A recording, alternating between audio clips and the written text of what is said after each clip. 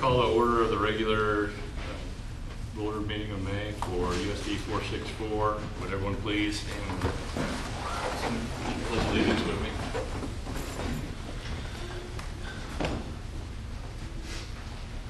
Pledge allegiance to the flag of the United States of America and to the republic for which it stands, one nation, under God, indivisible, with liberty and justice for all. All right, thanks. I know we got a lot of presentations, a lot of people that need to probably get out of here. We'll try to hurry here, but I do. But before we approve the agenda, there's a couple things we need to add. I'd like to ask for a motion to amend the agenda. I make a motion to amend the agenda and add item 1.5, the TMS presentation, and adjust the other presentations down.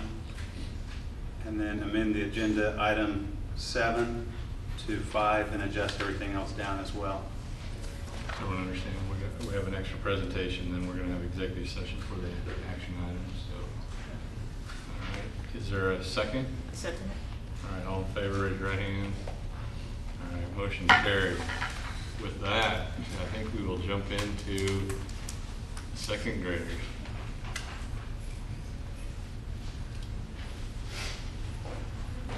So we're really excited to have one of our second grade classes present to everyone this evening.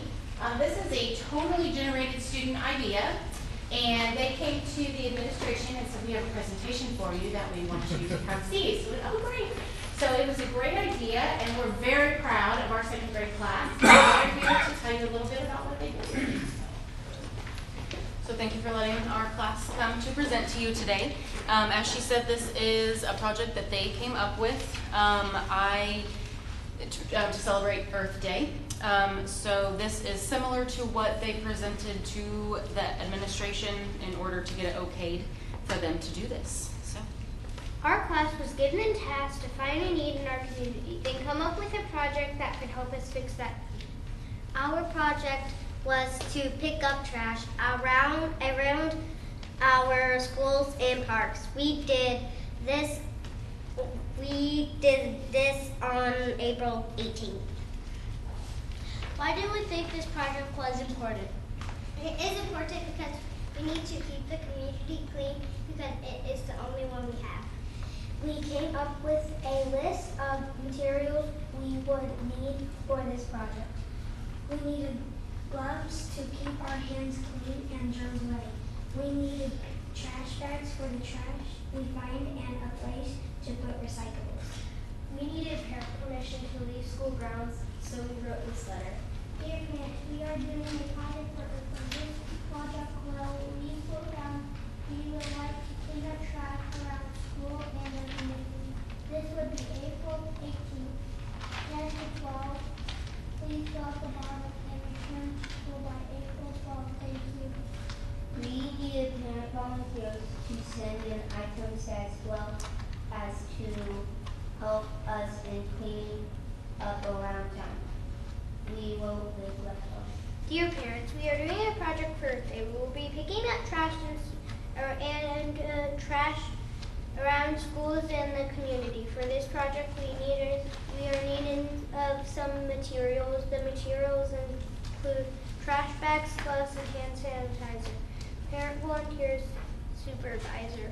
We are asking for your help. If you would like to help provide any of the above items, please fill out the bottom and return to school by April 15th. Thank you for your help. We also made a list and schedule of the different places each week would go. Group 1, Mr. Overmiller was our parent volunteer. We cleaned up the rocks in the front of PCS and the high school. Miss Page was our parent volunteer. We went to the middle school and Chieftain Park. Group 3, Mr. Jeffy was our parent volunteer. We went to the Rochester and the VFW. Miss Graveman was our parent volunteer. We went to the hill by the street, Evans Road, and Chieftain Park. Thank you for listening. listening to our presentation about our Earth Day project. Thank you.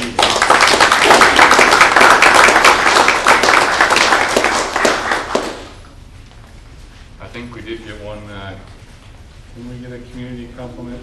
That's something went around, that somebody noticed the kids out working, so it was noticed. So, good job. All right, next up, Mr. Altman and your eighth grade crew. I put together a brochure of what I'm going to be talking about today. All the photographs on here are some of the art or the wall decals we put up in the building to kind of spruce things up a little bit. If you've been in the building, you've seen them. If you haven't, you can see some pictures here. I'm excited to have the opportunity to come talk to you and tell you some of the great things that are going on in our building. First part of the brochure there just talks about some highlights from the year. One of our qualifications for kids to qualify for the quarterly incentives, the STAR program, is to have all A's, B's, or C's. And this year, 80% of our students have achieved that, which is up from 74% last year. So we're seeing some good gains there.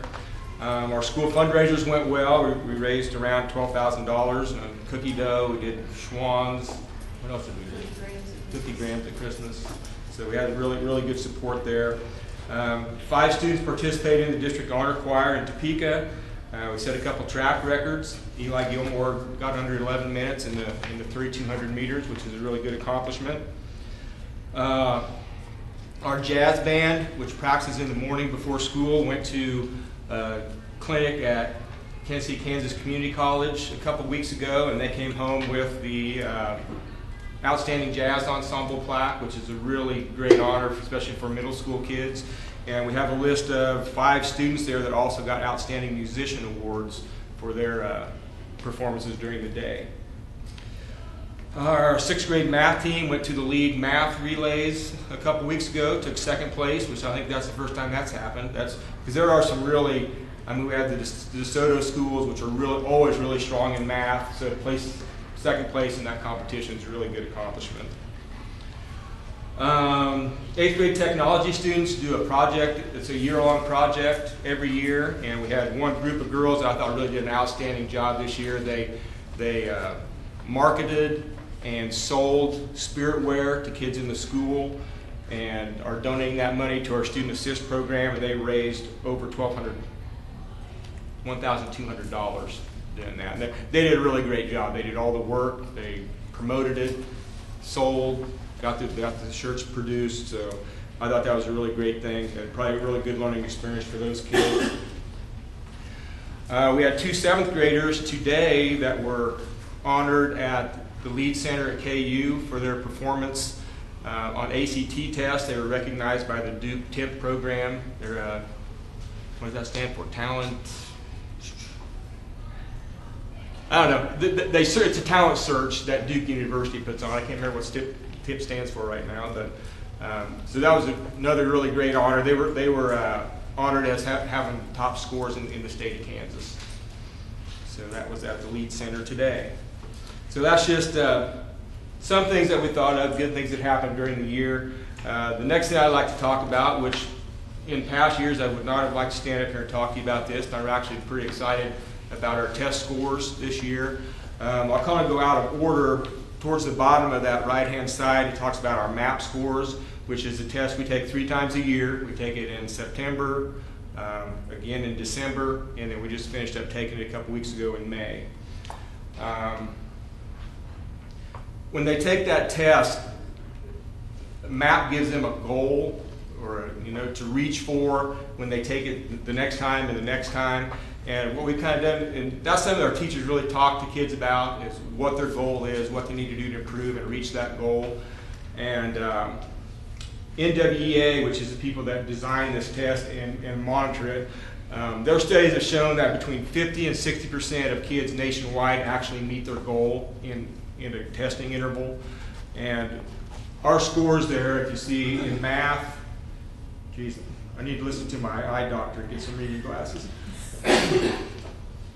Math in 6th grade is the only place where we did not score in that 50 to 60% growth range. They were at 46%. 7th grade was at 62%. 8th grade at 61%. And reading, we had excellent growth there. 6th grade, 71% of our kids made their goal. 7th grade, 68%. And 8th grade, 60%. Language arts, another place we really showed great growth. 69% in the 6th grade, 72 in the 7th, and 65 in the 8th. But especially in language arts, I'd like to commend our teachers in 6th, 7th, and 8th grade. They've done a really good job of looking at where kids are at when they come in as 6th graders and then lining out the curriculum. This is what we need to teach them in 6th grade and 7th grade and 8th grade. And I think their hard work there is really showing up in our test scores and in the way our students are achieving and growing year to year. We've kind of decided as a school, I guess, to place more importance on the MAP test compared to the state test because they've just changed so often and it's kind of been a moving target the last several years. And what I was hoping would happen by doing that has actually happened by focusing on that MAP test and instead of focusing so much on achievement, getting each kid to grow and reach their potential, it also showed a good improvement in our state assessment scores. Those are listed at the top there. In language arts, 6th grade, we were 7 points above the state average. And if you compare that to last year, we were 3 points below the state average. In 7th grade, again, we were 7 points above the state average. Last year, we were 4 points above. And in the 8th grade, we scored 5 points above the state average. And last year, we were 3 points below the state average. So it really showed some good gains there. Math, not quite as impressive results, but I think math is really a difficult subject. I think teachers agree in reading and writing, there are all kinds of resources out there. And in math, it just doesn't seem like there's the resources to help kids get better. We have implemented the MAP skills, which is a program that goes along with the MAP test that kind of the way they explain it, the MAP test will tell you like what area code a kid is in. Like here's the broad things that they're ready to be learning, but the MAP skills navigator will narrow it down to an address. Like these are the exact skills that these kids need to be working on. So we've really dove into that the second semester this year. So we're hoping that that's going to show some really good gains in our math scores in the future. But again, 6th grade, we were 4 points below the state average. 7th grade, we were right at the state average. 8th grade, we were at the state average, and last year we were 10 points below the state average. So even though we were equal to the state average, we still showed some good gains there in 8th grade math. Some things for next year. I'm going to have Mrs. Hunter talk a little bit here. We started at semester last year, so this is the first full year where we've actually used the MAP data and divided kids up into classes in language arts and math by their MAP scores. So, and kind of my thinking behind that is, instead of having a class where you have kids down here and up here and trying to meet all of their needs, we're narrowing it down to, kids in this range, in this range, in this range. So it's easier to address their individual needs. So I'll let Mrs. Hunter tell you a little bit about her experiences, what she's seen in her classroom by dividing kids up that way. Okay, I am not a test fan. I agree with Mr. Altman, more emphasis is placed on the MAP. MAP stands for Measurement of Academic Progress. And what the MAP tells us is what a student achieves, not their ability, what they actually put forth the effort and achieve. So their score, based on a RIT scale, that's named after the person who created it, is how we've divided their classrooms up into. I may have been a little hesitant to start, but determined to make this work. I have 6 different classes, 2 very similar high achieving classes, doesn't mean their ability is the highest. I have some average achievers, and I have those who are striving to be that average achiever. So with the MAP data, the 3 tests we give is not like, we have a big scary test coming up. I approach it as, okay, Thursday's assignment is this, so we're gonna make sure we get ready for it. There are over 30,000 questions on this test.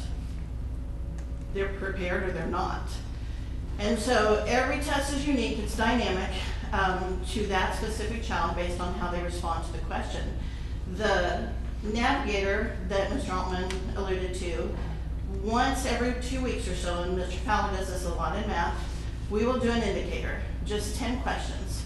And it will find, as soon as it gets 3 areas of weakness, then we stop. I do that for bell work. And so then I will take an evening and actually assign 3 things you need to work on, 3 things you need to work on. It's like a piece of Swiss cheese, which is how Sylvan works. You take your first fall assessment, you have your piece of Swiss cheese. You may score lower, but it's because you're missing this hole and this hole and this hole. So rather than all of you sitting through a lesson on punctuation where 6 of you get it, and you're hearing it again, you now have that indicator pushed out directly to you, and we're plugging those holes one at a time. And the kids are coming out like this. So I brought some data, because I'm kind of a data junkie. I have a student who last year in the spring was in the 1st percentile. These are all of the thousands of students who took this test. 1st percentile.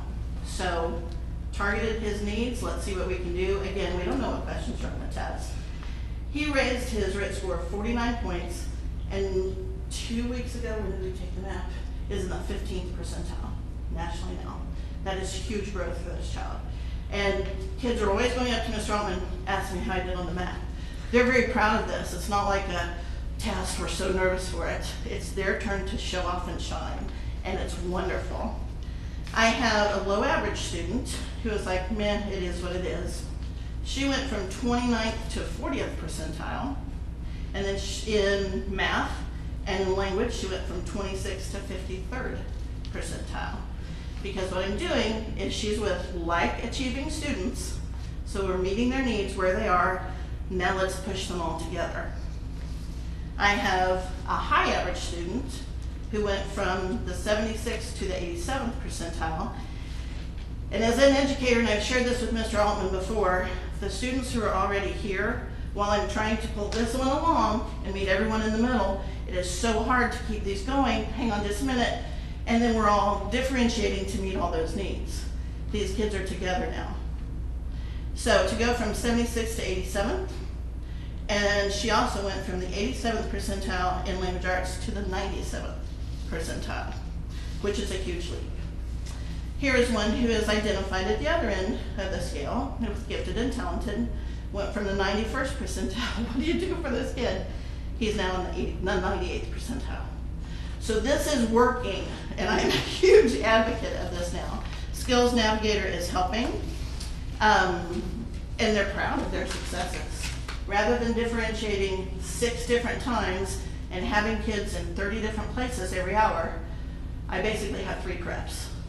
Yet it's all gearing them toward grade level proficiency. And their state assessments, it's correlated, and they're going like this. So I'm a fan, pretty excited. Thank you, Ms. Brennan. I will say probably the biggest change I've seen in our school in probably the last year and a half is kids' attitude towards test taking and teachers' attitudes towards test data. I think that teachers really feel like the information they get from the map test is something beneficial that they can use in their classroom to help kids get better. And I'm so proud of our students. I don't know how many, Mrs. Patrick, how many kids do we have after they took their map test came and said, I can do better, I want to take it over again. Unheard of. Whoever wants to sit through a 2-hour test a second time because they think they can do better. So I'm really proud of the attitude that our kids have taken and the pride they've taken. To me, that's more important than their scores. Just the fact that you want to do your best every time you do something. And that's something I talk to kids about a lot is, you know, just changing that attitude. That's what's going to serve them well throughout their life. And when they do something, they always give their best effort. So I'm really proud of our kids in that area especially. Next thing here, a change we're making for next year that we're really excited about. We've had our advisory period, which we call Warrior Time. We kind of played around with it. Last year we had it 3 days a week. This year we had it 1 day a week for 40 minutes, which wasn't really very successful. We had it on Mondays. A lot of times we didn't have school on Monday or just different things. It wasn't very successful. So next year we've committed to 20 minutes at the start of every school day. Kids are going to be in a class with a teacher that they'll meet with every day. And really what we're trying to do there is build some little communities inside of our big school community, where a little community where they can support each other, encourage each other, have a teacher that's looking out for them and supporting them in not only in academics, but maybe socially, or if they're having friendship problems or whatever's going on in the building. So I'll have Mrs. Padfield talk to you about that a little bit, some of our plans in that area. Yeah, so in the fall when we had parent-teacher conferences, I did a needs assessment. I had parents answer questions as well as the middle school kids answer questions based on the social emotional learning, academics, and career, which is what the Kansas State Guidelines for School Counseling has some standards. So I took the top three, kind of where the numbers were farthest apart between parents and kids. Academic, the standard was the student will complete school with academic preparation to choose post-secondary schools. So that kind of looks like in our building critical thinking skills, create short and long-term goals, which we do for MAP, identifies attitudes, behaviors, and feelings that lead to academic success. And then we went to career. One of the ones that had the biggest gap was the student will understand the relationship between personal qualities, education, training, and career success. So that's things like recognizes relationships between what does it mean to be employable? Can you look at somebody in the eye when you talk? Do you know to shake a hand? Are you responsible, dependable, organized? And demonstrates effective decision-making skills, which that's one of our big ones we work on over there. And social and emotional development is always in the forefront of our minds every day, and that's what's going to be really big with this 20-minute time at the beginning of every day. Kind of as crazy as it is at home sometimes, you've got a spot, you know you're safe. Every day you get to start before you jump into math and have to try to learn. So the standard there was the student will acquire knowledge, attitudes, and interpersonal skills to help them understand and respect their self and others. So that's positive self-control, recognizing how attitudes and choices affect behavior, and recognizing feelings and how to constructively handle their emotions. So those are some of the things. I've been doing some reading, and this will be my summer along with summer school, but this is a big one I've got. We've already had a couple lessons out of here, and that's why Warrior Time I think is super crucial, is I'm planning on at least once a week.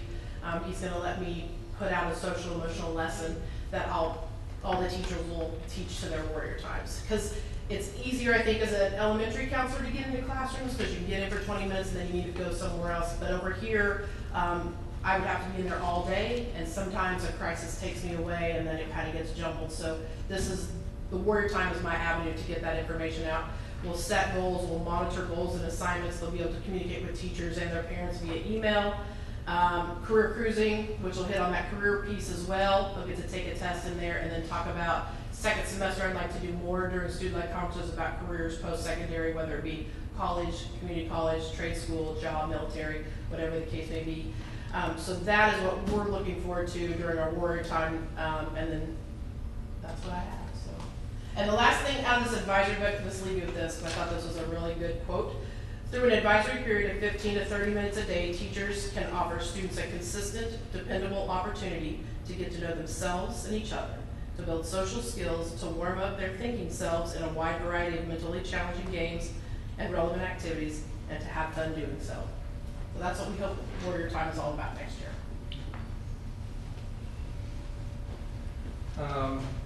The only other thing I'd like to talk about for next year, Mr. Myers, this is his second year of our STEM class program, and he's been talking to me a lot lately. I think he has some really good ideas. He's started to accumulate a good inventory of equipment, and he's already looking for next year some opportunities to take kids to some competitions, maybe some robotics competitions and that kind of thing. So that'll be something that we'll be looking to promote next year and get some kids involved in that. I guess I'd just like to close by saying we have some quotes from students on the back at around conference time, around Valentine's Day. PTO put some hearts out at lunch where kids could write comments to teachers or just about the school in general. And I think the things that are on the back really sum up what the middle school is like. It makes me feel good to hear kids saying, you know, we're like a family. I don't have a favorite teacher. They're all my favorite teachers. You know, teachers, how they work really hard. They show love to all their students, those kind of things. And I think that really does sum up the staff that we have. I feel very fortunate to work with the people that I work with. Like Mrs. Hunter said, she probably wasn't a fan of, you know, leveling classes, but you know, when we come together and make a decision to do something, I feel like everybody gives it their best effort. I don't have people like undermining ideas, or you know, they all pull together and try to do what's best for kids. And so, for that reason, it's a great building. I love the people I work with. Our students are fortunate to have such dedicated professionals, and we've had a really good year. Looking forward to doing better things next year. If you have any questions about anything, or I always have questions. you should have known not to ask. Okay, so maybe you've already sent that out, or sent the map information out to everybody as far as parents. It went out today. Oh, it went out. Oh, I haven't just read got it. it. Oh no, not the scores, but Oh. the fact that the map testing, then you look at that and put the classes, you know, you put them in the class with how they are. I mean, I don't know what you were saying, you know, that you put them in with the people that they align with on that test. So I don't know if I ever had heard that as a parent, but I mean, I know Rachel, you last night got an email from I me discussed about it that. at open house and different parent okay. meetings, but Well, I don't know. I just had a situation with one of my children where I had emailed last night about the MAP test scores, because, you know, when you get the scores and then you want them to be in a class that's appropriate to where they are, right? So then I should have waited 24 hours, because now I know that they are. But I just didn't know if it would be helpful maybe to blast that out to everybody. I mean, I don't know. yeah, I could do that.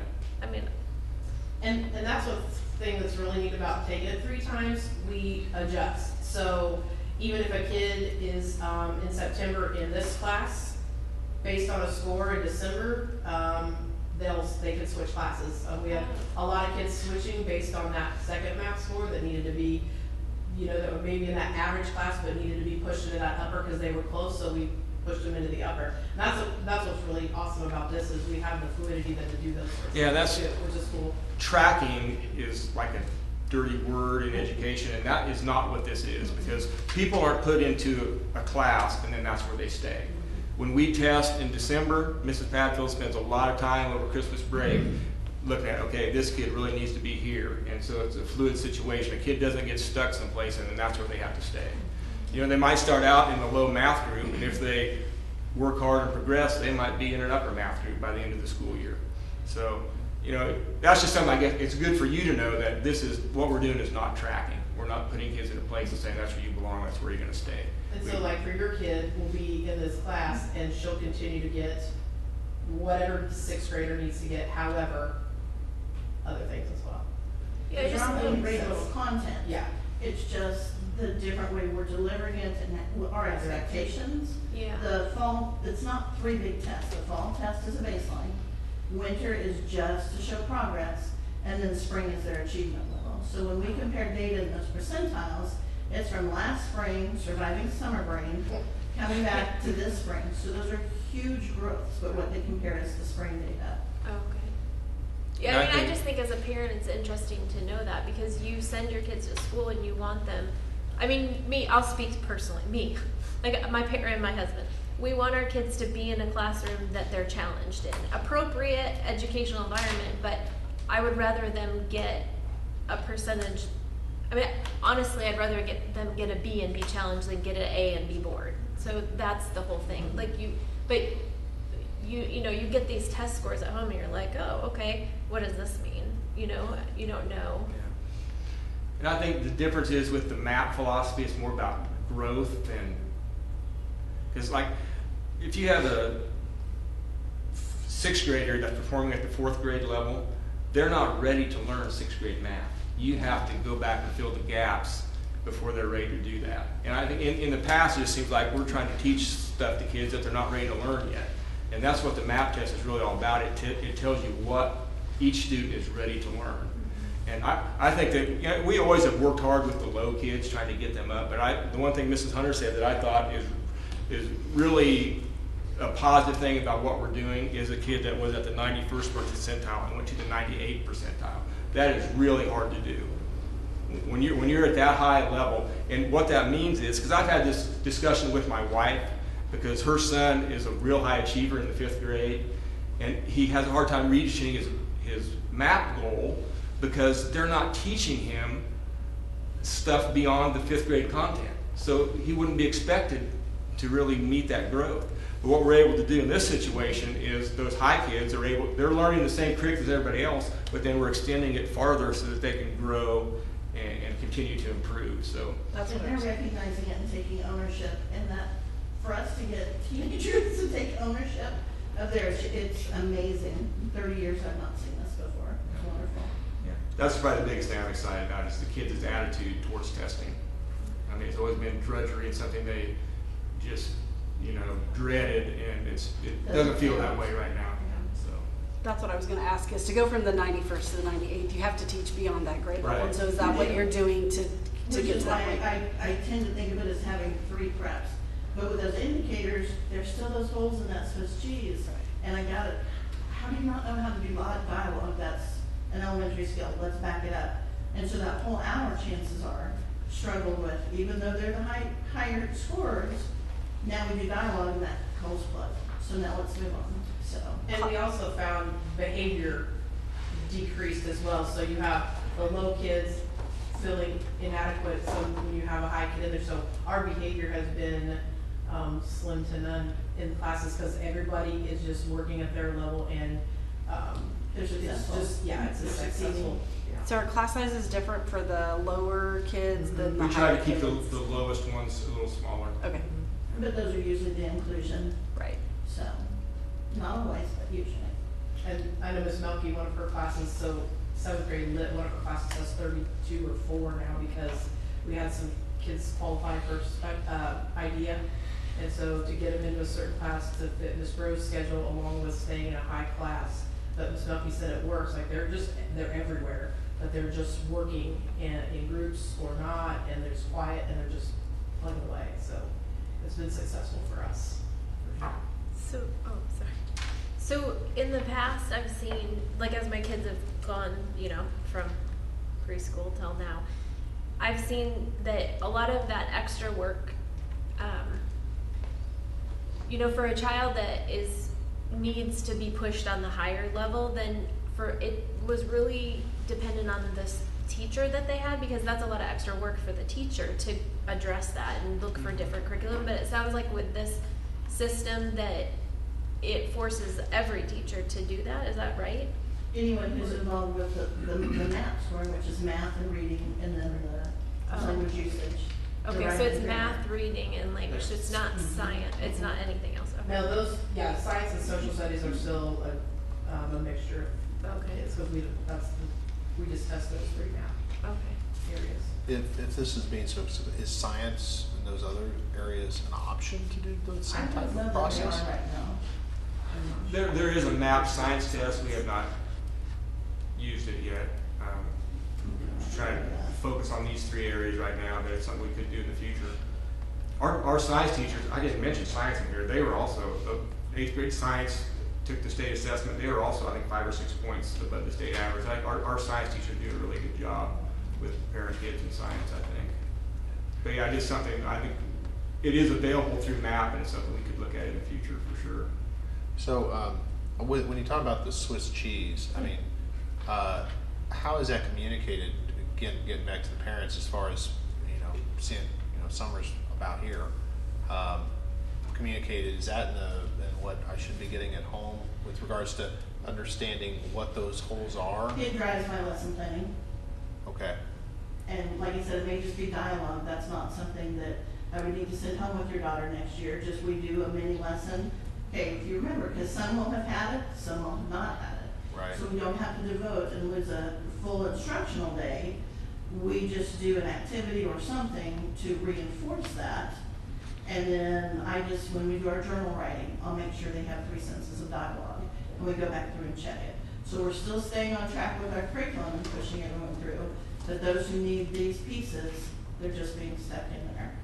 Yeah, I mean, it would be, even if it's not something we could address at home or have the capacity to, like material and that skill set. But I would, if there was an option or some way to understand where those gaps are and say, okay, they're here and this is their gaps that they have. So as a parent, I could see over time how those gaps are getting filled, and if there's a new gap that has developed. That would be helpful if it's available. We've had some discussions, I have discussions with different people about maybe in the future sending that data home with maybe some practice work for the summer, you know, just a little, like here are some areas of math that this student needs to work on, and just send some practice work home. We're not at that point yet, but I can see that as being a really good option for people that wanted to do that and had the motivation to do it. And being a dynamic, all-inclusive test, if there are 15,000 questions that Bethany takes on her test, it's going to answer 50. Right. We are not even going to know if she has gaps where they are. We can only identify the ones that it tells us. Right. So. Which is why there are always some new ones that come up, right? The other thing is, so as you are, you know, talking about the data side of things, is there a process to where, you know, at 6th and 7th grade, we can see a pattern and say, oh, we're seeing a pattern of these gaps. Do we need to go back into the 4th and 5th grades or earlier and say, hey, what curriculum changes can be made there, and then track that over time to say, hey, those gaps are now not there at the later grades?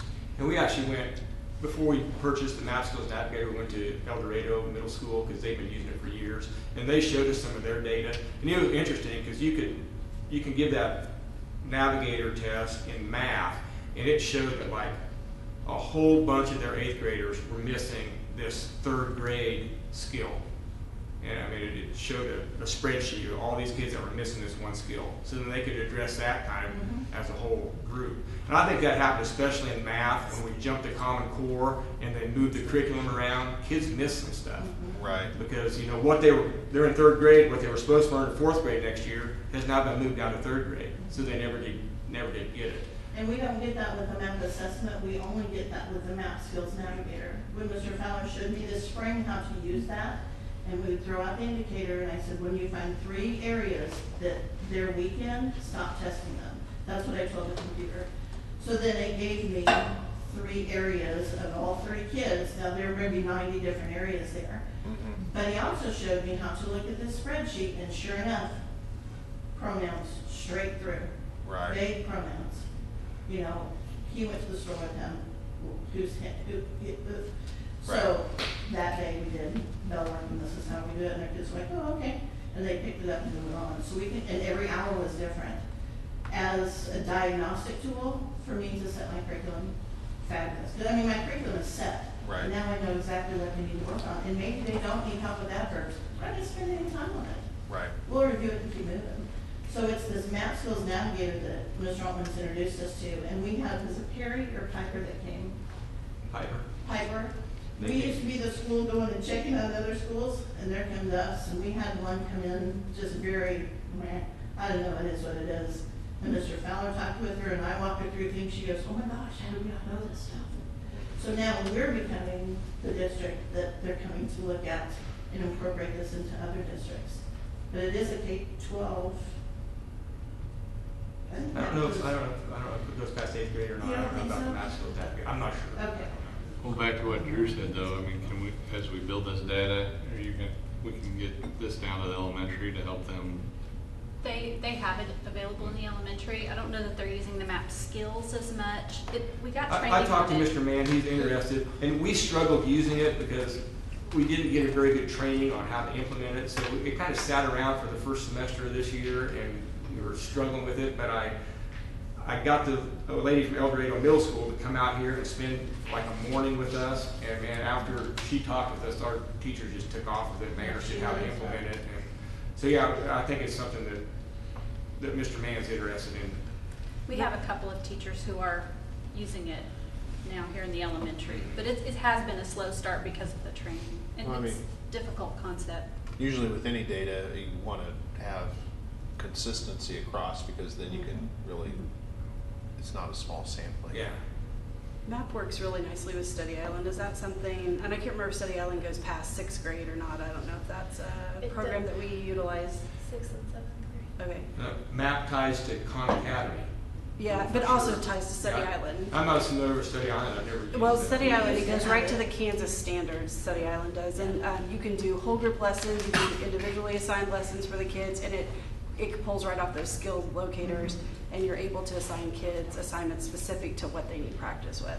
And I do believe it's one of the resources, Stephanie, that when we look through, not so much at my grade level, I don't see it very often, but if it's a resource that someone needs, and I know it and trust that I've used it, then I'll assign them that resource to go through and learn from. So, Because I know it's a separate program, but it communicates with MAP, and you're able to work through both of those together at the same Does the time. elementary school use Study Island? I thought they did. Yeah, we used to have it in the middle school. and back to Drew with letting the parents know the different places. We have a very small 8th grade class, about 140 is all we have right now. But each of us have all 140 of those. And the first time, bless his heart, Mr. Fowler sent me down to do this. It probably took me 6 hours one night just to assign 2 resources to each student based on the 3 areas they found every weekend. So sometimes I can't teach that lesson in quotation marks and dialogue. It's a self-paced bell work. I want you to get on your Chromebooks. You have this resource. And for those 10 minutes they get on, they complete this, they send a snapshot to me that it's done. And but I can do that at the 8th grade level. Right. So. Okay.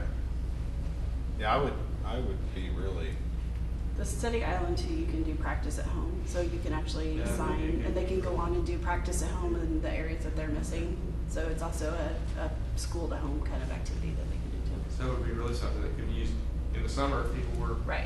if you told them what skills they needed to work on. And you can go below or above grade levels, so if a kid's missing a 3rd grade in Study Island, you can do 3rd grade, or you can go ahead and do 5th grade if they're 7th grade, whatever area that they need practice with. That's interesting, so I did some students, again, it's achievement, not ability. So their ability is right where it needs to be, but what they do is whatever. And so their score reflected that, and so they had, Callie, Kitten, blah, blah, blah, they're like, what is up with this resource?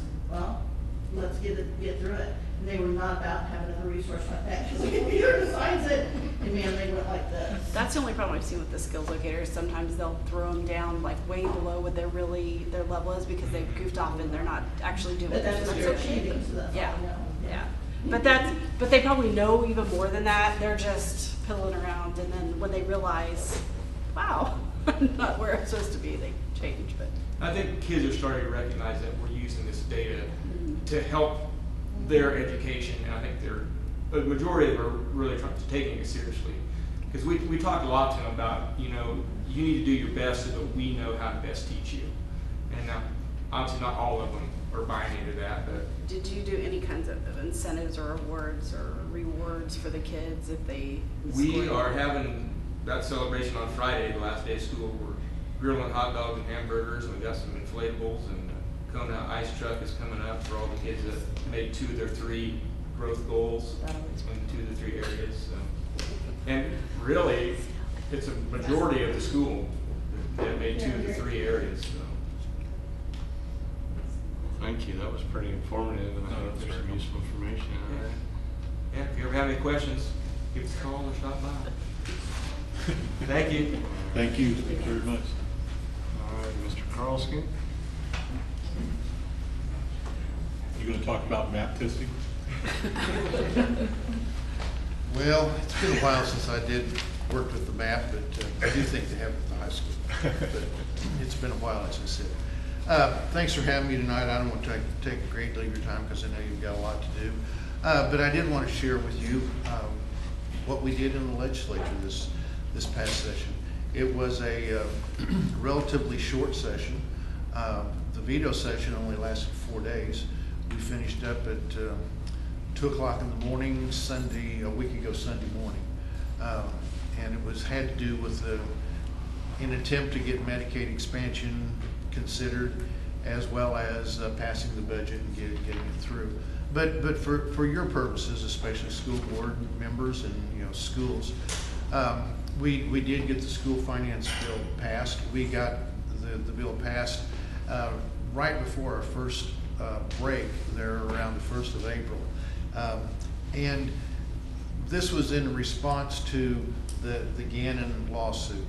Now, last year I spoke with you and about where things were, and it was my hope that the Supreme Court would accept what we did. Well, they almost did, but they said we needed to add more money.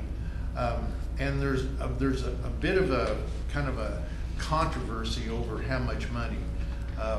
The schools that are suing the state didn't think we were appropriating enough, and so they opposed what we passed. But the Senate was behind it, the governor was behind it, and ultimately the House of Representatives. The House leadership they dragged their feet on it for quite a while.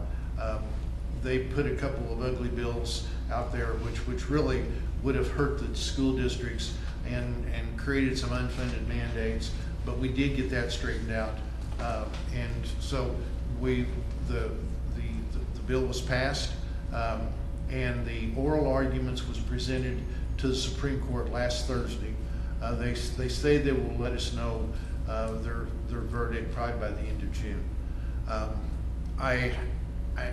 I want to think that the justices are political enough to know that if they say we need more money, have to call a special session, throw you guys in a bind, all school districts in a bind, that the constitutional amendment that's been talked about for some time, which I'm not in favor of, because I don't think, I think there's a reason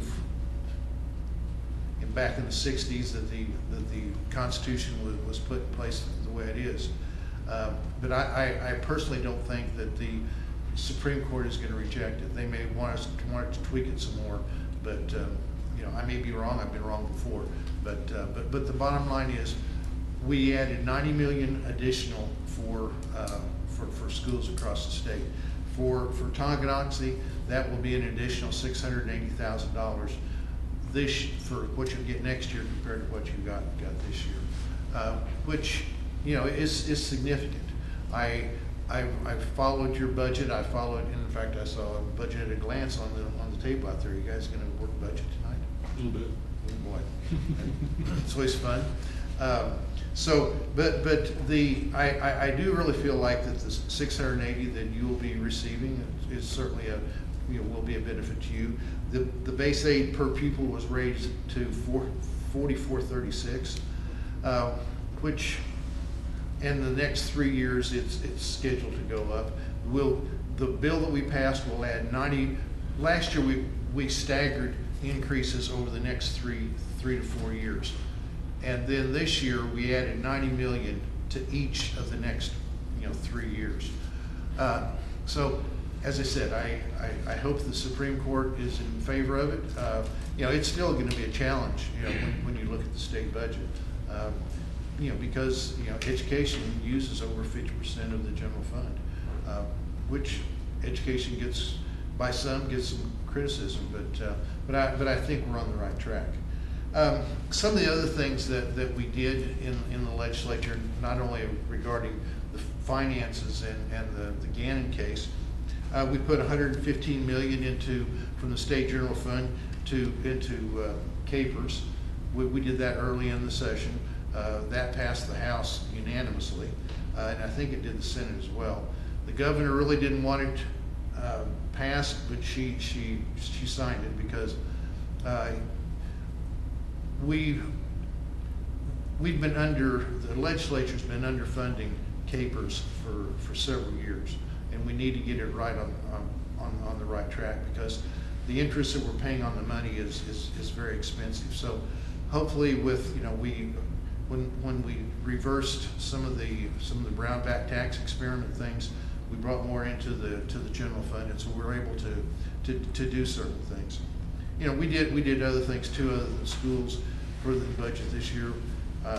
Everything from roads, prison employees, different things like that to help state employees, judicial employees. So we didn't only benefit schools this year, but we helped other sectors too.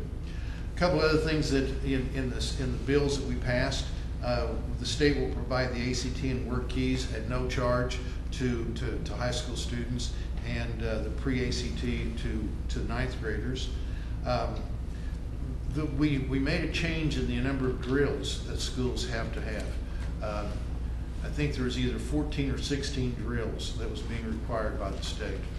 We changed that to 9. I think it's 4, 3, and 2, 4 fire, 3 intruder drills, and 2 tornado drills. You can have more if you want them, but we received a lot of, I'm on the education committee, received a lot of comments about how little kids were scared to death of those intruder drills, and they were having those, some schools were having them like 1 a month, and it was just ungluing those little kids. Whereas then, middle school and high school kids, they started not really taking them serious, and so there was an attempt to try to balance that out. Allowed moving school board elections from the internal school board, let you guys decide on when you want to have the elections. Whereas, when they made the switch to, used to be a spring election, then they moved it to the fall, you had to still put people in the summer, which created some problems for some. So it's up to the school district now to decide on how they want those to take place. And also, like be able to get, like when you run your vans to haul kids, you couldn't get a rebate on the fuel tax. You can get that back now, which could be a benefit too. And one thing that last year when I was here, we talked about, we appropriated $5 million for the state's the safe schools issue. There's another $5 million appropriated for this year. Lauren, I don't know if has Dale communicated to you guys when the application is due this year? No. No? Okay. Not yet. He should be getting it, but there was another $5 million that will be available to school districts this year as well. And that's one thing I'd kind of like to talk about is, the overall budget. We received a great deal of, I guess, criticism because of the some entities feel like that we're not using money wisely. The state was in a hole, and we are, it takes we didn't get there overnight, and it'll take a while to get out. So if you are a Republican, you've already received postcards about me and about how I'm raised your taxes and different things like that from a group, which is not true. There was a bill that I did not vote for that the governor, it passed, and the governor vetoed, and there's another one she may veto as well.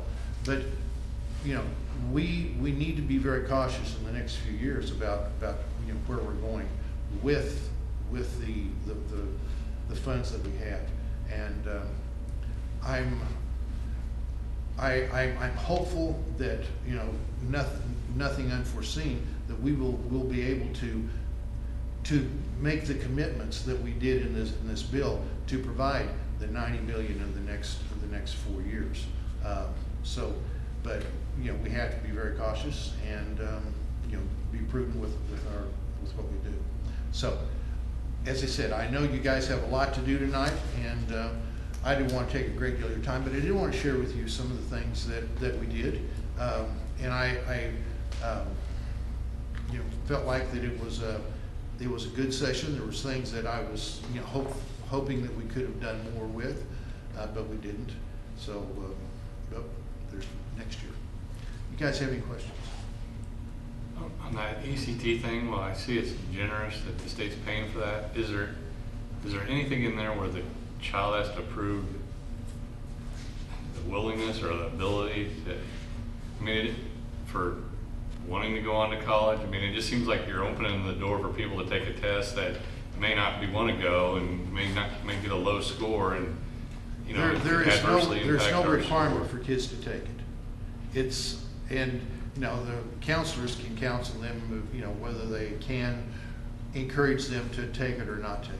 So, but there was the feeling that there was a lot of kids that weren't taking it because they couldn't afford it, and so that was why it was put in place. You don't have to take it if you choose. Our counselors developed a flow chart for the parents and the student to work through, and really it's only for the juniors who've not taken it yet. So that paper got sent home and on an email, so the parents were supposed to walk through each question with the child and initial, and it was like, you know, am I going to a four-year school? Am I planning to do this or this? So it walked them through the different steps, and then it arrived at the end, yes, I should take the ACT, or no, I should not, but they still have the option to take it if they want to. Yeah, I don't want to sound critical. I mean, I think it's the idea is great. I just think if it's a competitive deal out there in the communities, and these real estate people put out these scores, and if you get everybody statistics are a certain way, you look bad. And I mean, I guess, you know, and I think it could have disparate impact on certain communities, I guess, and districts, depending on things. But anyway, that's just my it does 2 have cents. that, and you know, as Tanya said, you know, I'm pleased that the counselors in Tonganoxie are working with the kids and the parents on if it's wise to take or not, because not everyone, as we all know, shouldn't be going to college. They don't need to be taking the ACT. Those that can't afford it, that's what the motivation was behind it. Instead of not keeping some kids away from because of not being able to afford it. Any other questions or anything for Mr. Cook? You didn't have a question? Oh, well, I was gonna ask you if they did. Of course I did. But, did you discuss the bond cap at all? Because I know, you know, we just went through that process, so I didn't know if there's work being done on it, so it would get adjusted or removed, or. There was part of the bill which I was working through. It was more on, it wouldn't affected the Tonganoxie bond. It would have been more of the repairs, you know, like to repair a roof, because if you're a district that, you know, you have to float a bond to repair a roof, it would have taken that out. But for the new structure, what is going to take place in the bond attempt, to answer your question, no, there was no, and I can't give you any encouraging words that they will change it, because the state is in debt $6 billion because of schools, school buildings, and there isn't a mood to really change that with respect to the legislature. So, you know, and here again,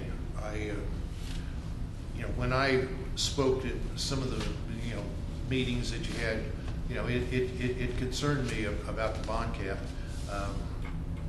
So, you know, I don't know where you guys are.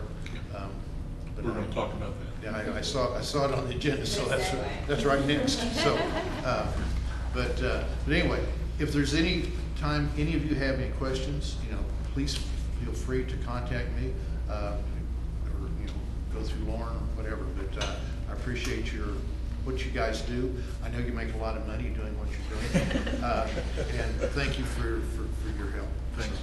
Thank you. Appreciate it. All right. Thank you. Yeah. Thanks for leading me off. Pass these around for you guys. So hello again. Happy 16 weeks and 1 day until the bond election. So, yay, that's exciting. So we just wanted to give you kind of a quick update on where we are now that you all have approved the bond scope and we're moving forward. On the topic of the cap, I don't know if Lauren, you want to speak to that, but I know you all were the second one. So Newton, which came in for about 80 million, was the first in line, and you all were second. So you should be in great shape in terms of the cap. So I do think, just anecdotally, that we might see some movement, maybe legally, on that, because it sounded like there were quite a number of districts that are coming in behind you guys. So I think they might get to the $400 million cap this year. So it won't affect you all, but just kind of an interesting side topic. So back to the bond. As I said, we're at the 16-week mark. So I just wanted to go through some of the things that we had talked about and identified pretty high level, but open to any questions that you all have about what the next 16 weeks are going to look like. So right now, of course, the focus is going to be on voter registration and information. As you all know, the district can only provide information, can't advocate. So this update specifically is just talking about what we're doing on the information side, not the Vote Yes side, which is a different group. So we will be working on voter registration and information. We're going to have kiosk boards that are going to talk about the scope, and little rack cards that'll go with that. So wherever we are at a community event, we'll have the board, we'll have some handouts available. We're also going to work on having iPads or phones. You can now register to vote online if you have a valid Kansas driver's license, so that's really helpful. So we want to get towards that goal of having 70% of your parents, or ideally more if possible, registered so we get to that vote. So that's the focus. And then in a couple of weeks, you'll start seeing, we're going to have a series of what we have targeted as 5 informational mailers right now. They're going to talk about different pieces of the bond. And I think what we had kind of landed on is probably doing 2 of those. So the first kind of bond scope at the start of the summer campaign, and then the last one reminding folks that it's coming up to every registered voter in the district. And then the middle 3 pieces are going to go towards the vested voters who we want to target, so the parents who are in the school district. So a little bit of a less of a cost there, so you can make sure you're being fiscally responsible and getting information out to folks. So 5 to the parents, 2 to the general public. We're also going to do, once you're back in school, where we do kind of a teacher administrator postcard that has worked really well in the past. Again, it's just encouraging people. The voter registration deadline will have passed, so it's just a reminder to them to remember to vote. So it's really fun. We have teachers sign the postcard, and it goes home in backpacks, or the building administrator, whoever feels comfortable doing that. So it's a little bit more of a personal touch. We also will have, leading up to that, on the topic of buildings, voter registration breakdown by building. So if administrators over the summer are feeling really excited about it, they can reach out to their specific parents in their building and make sure that those folks are registered to vote as well.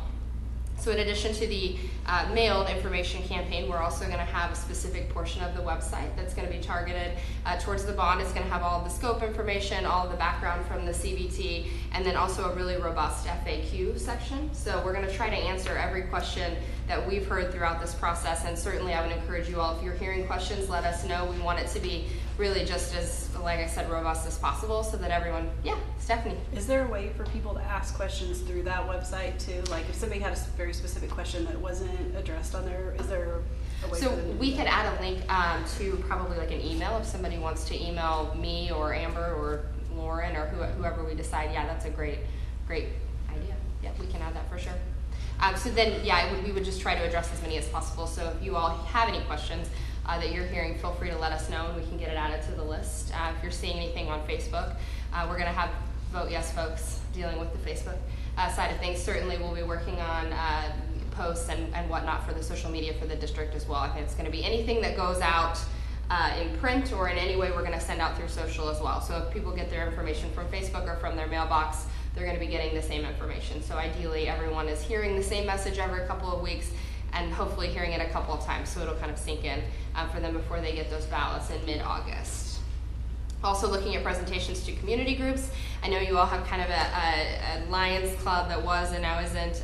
Chamber of Commerce also will be a good one as well. We think the economic development message is a really strong one here, and it would be great for the Chamber to get on board and endorse, so working towards that. And to that end, again, if you all know of any community organizations, or even just like a group of 10 people who get together at McDonald's for coffee and want to hear the story, we would love to tell it to them. I think the more we get it out, the better, so feel free to reach out to us. If you all want to deliver that message, we can help you with any materials that you need. We can accompany you on that, however you want to do it, to be an advocate for the bond as well. You all are free, of course, to advocate for it as elected officials. And then lastly, we really feel like getting people into the building is going to be helpful, because once people do, we think they're going to see what the need is, and it's going to be a really persuasive topic for them. So Mark has agreed, I think, to do tours like every hour on the hour if people if people want them. So coordinating that on a regular basis and just trying to get more folks into the building. We're also thinking about doing kind of a video component of it, so if folks can't get to the building, maybe we can kind of walk them through, or we can, you know, put a GoPro on somebody and create a little video so people can see kind of what it looks like and what some of the issues are, just really providing many different alternatives for folks if they aren't able to come in or however they get their information.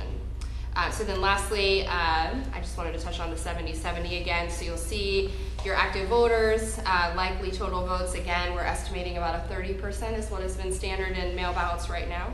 So you're going to need just over 1,000 votes probably to get that across the finish line. You'll see the targeted vested voters is just under that number. So we really feel like if we're able to get our parents and get a strong turnout there with a little bit of additional community support, which is why we're doing those 2 mailers to the whole community, as well as just providing them the information, that you guys will comfortably pass the bond. So we're excited about that. So any questions? You met with the teachers this morning. Is that Yes. kind of a wrap up? Yes, thank you for reminding me of that. So this morning, Amber and I met with the teachers and we walked them through what the scope was going to be, and then we also talked to them a little bit about this, not in as much detail, but just talking to them that they're going to start seeing some campaign materials, and then also went over the kind of do's and don'ts as a district employee. They have different rules because they are not elected like you all, of what they can do throughout the bond campaign. And it went well. We had a pretty good turnout. So we think it's important, of course, like teachers are going to be the people everybody in the community, you all, and teachers are going to be the people everyone comes to. So we really want to make sure that teachers are armed with the information about the bond scope and the rationale behind it. And yeah, they were great. And happy to do that again. Like I said, if there are other groups who want to hear the scope, we're happy to take the tour on the road. Yeah. So would it make sense at all to have banners or pamphlets or stickers or whatever at graduation? So you can have informational materials at graduation, which I think is Saturday, right? So pretty tight, we can try. I think it would be, if at all possible, and again, I know it's a tight turnaround, setting up even some kind of a booth where somebody sits and you can register to vote. I think that's probably the most likely. The teachers were actually joking this morning that they wanted to put voter registration cards in all of the diplomas when they handed them out. So it's kind of a fun idea. I think that that would be helpful. Yeah. Cool. Yeah. So for the facts that are shared with regards to the project or the existing facility, what kind of process does that go through just to make sure that we're communicating everything accurately? Because some of the feedback I've gotten on past bonds has been if people felt like things were embellished, and I don't know that it was on purpose or there was any intent, but facts weren't accurate. Mm-hmm. And you know, with when we did the this building in the old elementary school, you know, there was discussion about, oh well, this building is this old. Well, you're talking to people that are 3rd, 4th, 5th generation, and they know that that building actually isn't that old, and then they get turned off because they feel like it's not being communicated straight to them. Yeah. And I don't know that there was any intent to, but it can be, if somebody is already leaning one way, then they feel like they're being sold something and it's not accurate. So what is that process to make sure that the information is, so if something is broken or this age or this, that we confirm that that's true? Sure. So you hit on a great point, and that's one of the conversations we had with the teachers this morning on that topic. Is you're absolutely right. Misinformation is worse than no information. So we want to make sure everything we're getting out is accurate, and if folks aren't sure of an answer, that they're reaching out to double check that. So how our process has worked is we'll create the document with the help of you all. We'll send it to Lauren and typically Jim, but we can open that up to whomever just to fact check and get as many eyes on it as possible before it goes out. We'll have plenty of lead time. So yeah. Right, yeah, because I mean, there's a lot of information to give. You just don't want to make sure it's accurate. I agree. Great. Okay. All right. Well, we met on, I mean, I just was going to tell, I mean, we met on Friday to kind of talk about some of this, and that's why we kind of trying to invite DLR to as many meetings as possible, so everyone's in the loop. And if you have any thoughts or anything, you don't hesitate to reach out to Lauren or myself on the information that's going out there directly to you guys, so that we can get the right message and everything. So Yeah, and absolutely, if you're hearing something, feel free to let us know, because it could be, you know, we put together a message calendar, but it's pretty fluid purposefully, so if there's something that's kind of coming up again and again, we want to make sure that we're reacting and responding to that as well. Great. Thank All you right, for your well, thank time. you, yeah, you bet. All right, so it looks like No, I don't see Speaker yours zone did make it next. All right, with that, wraps up our presentations. On item 2 on the agenda, the consent agenda. Several minutes and different things on there, staff items. Is there a motion to approve the consent agenda?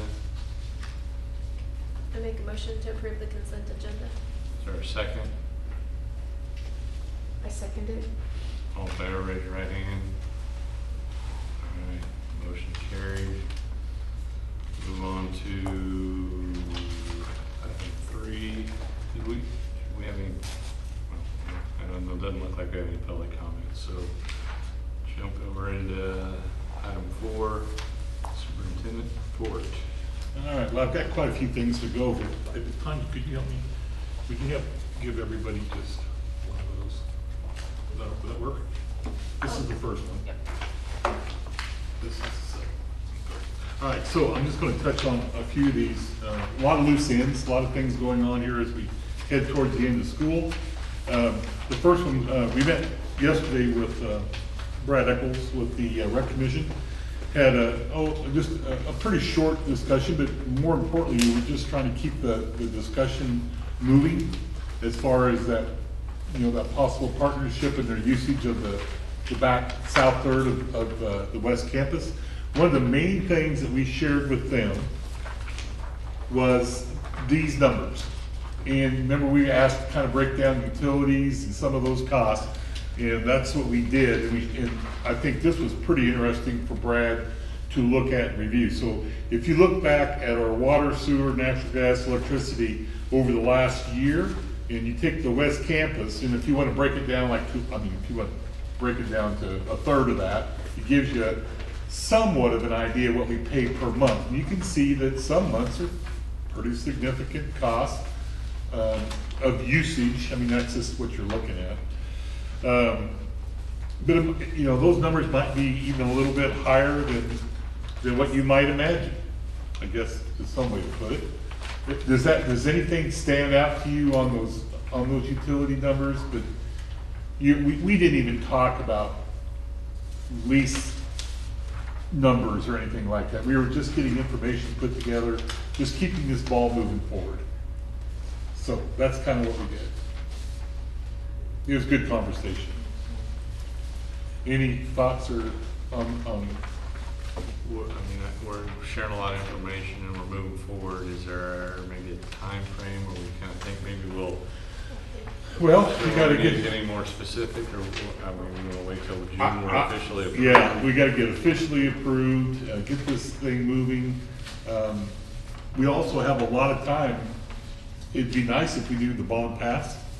Then we could really get serious about it, because I know this all plays a part in it. I mean, I guess, I don't know if this is, just tell me to be quiet if this is not the appropriate time to ask about this.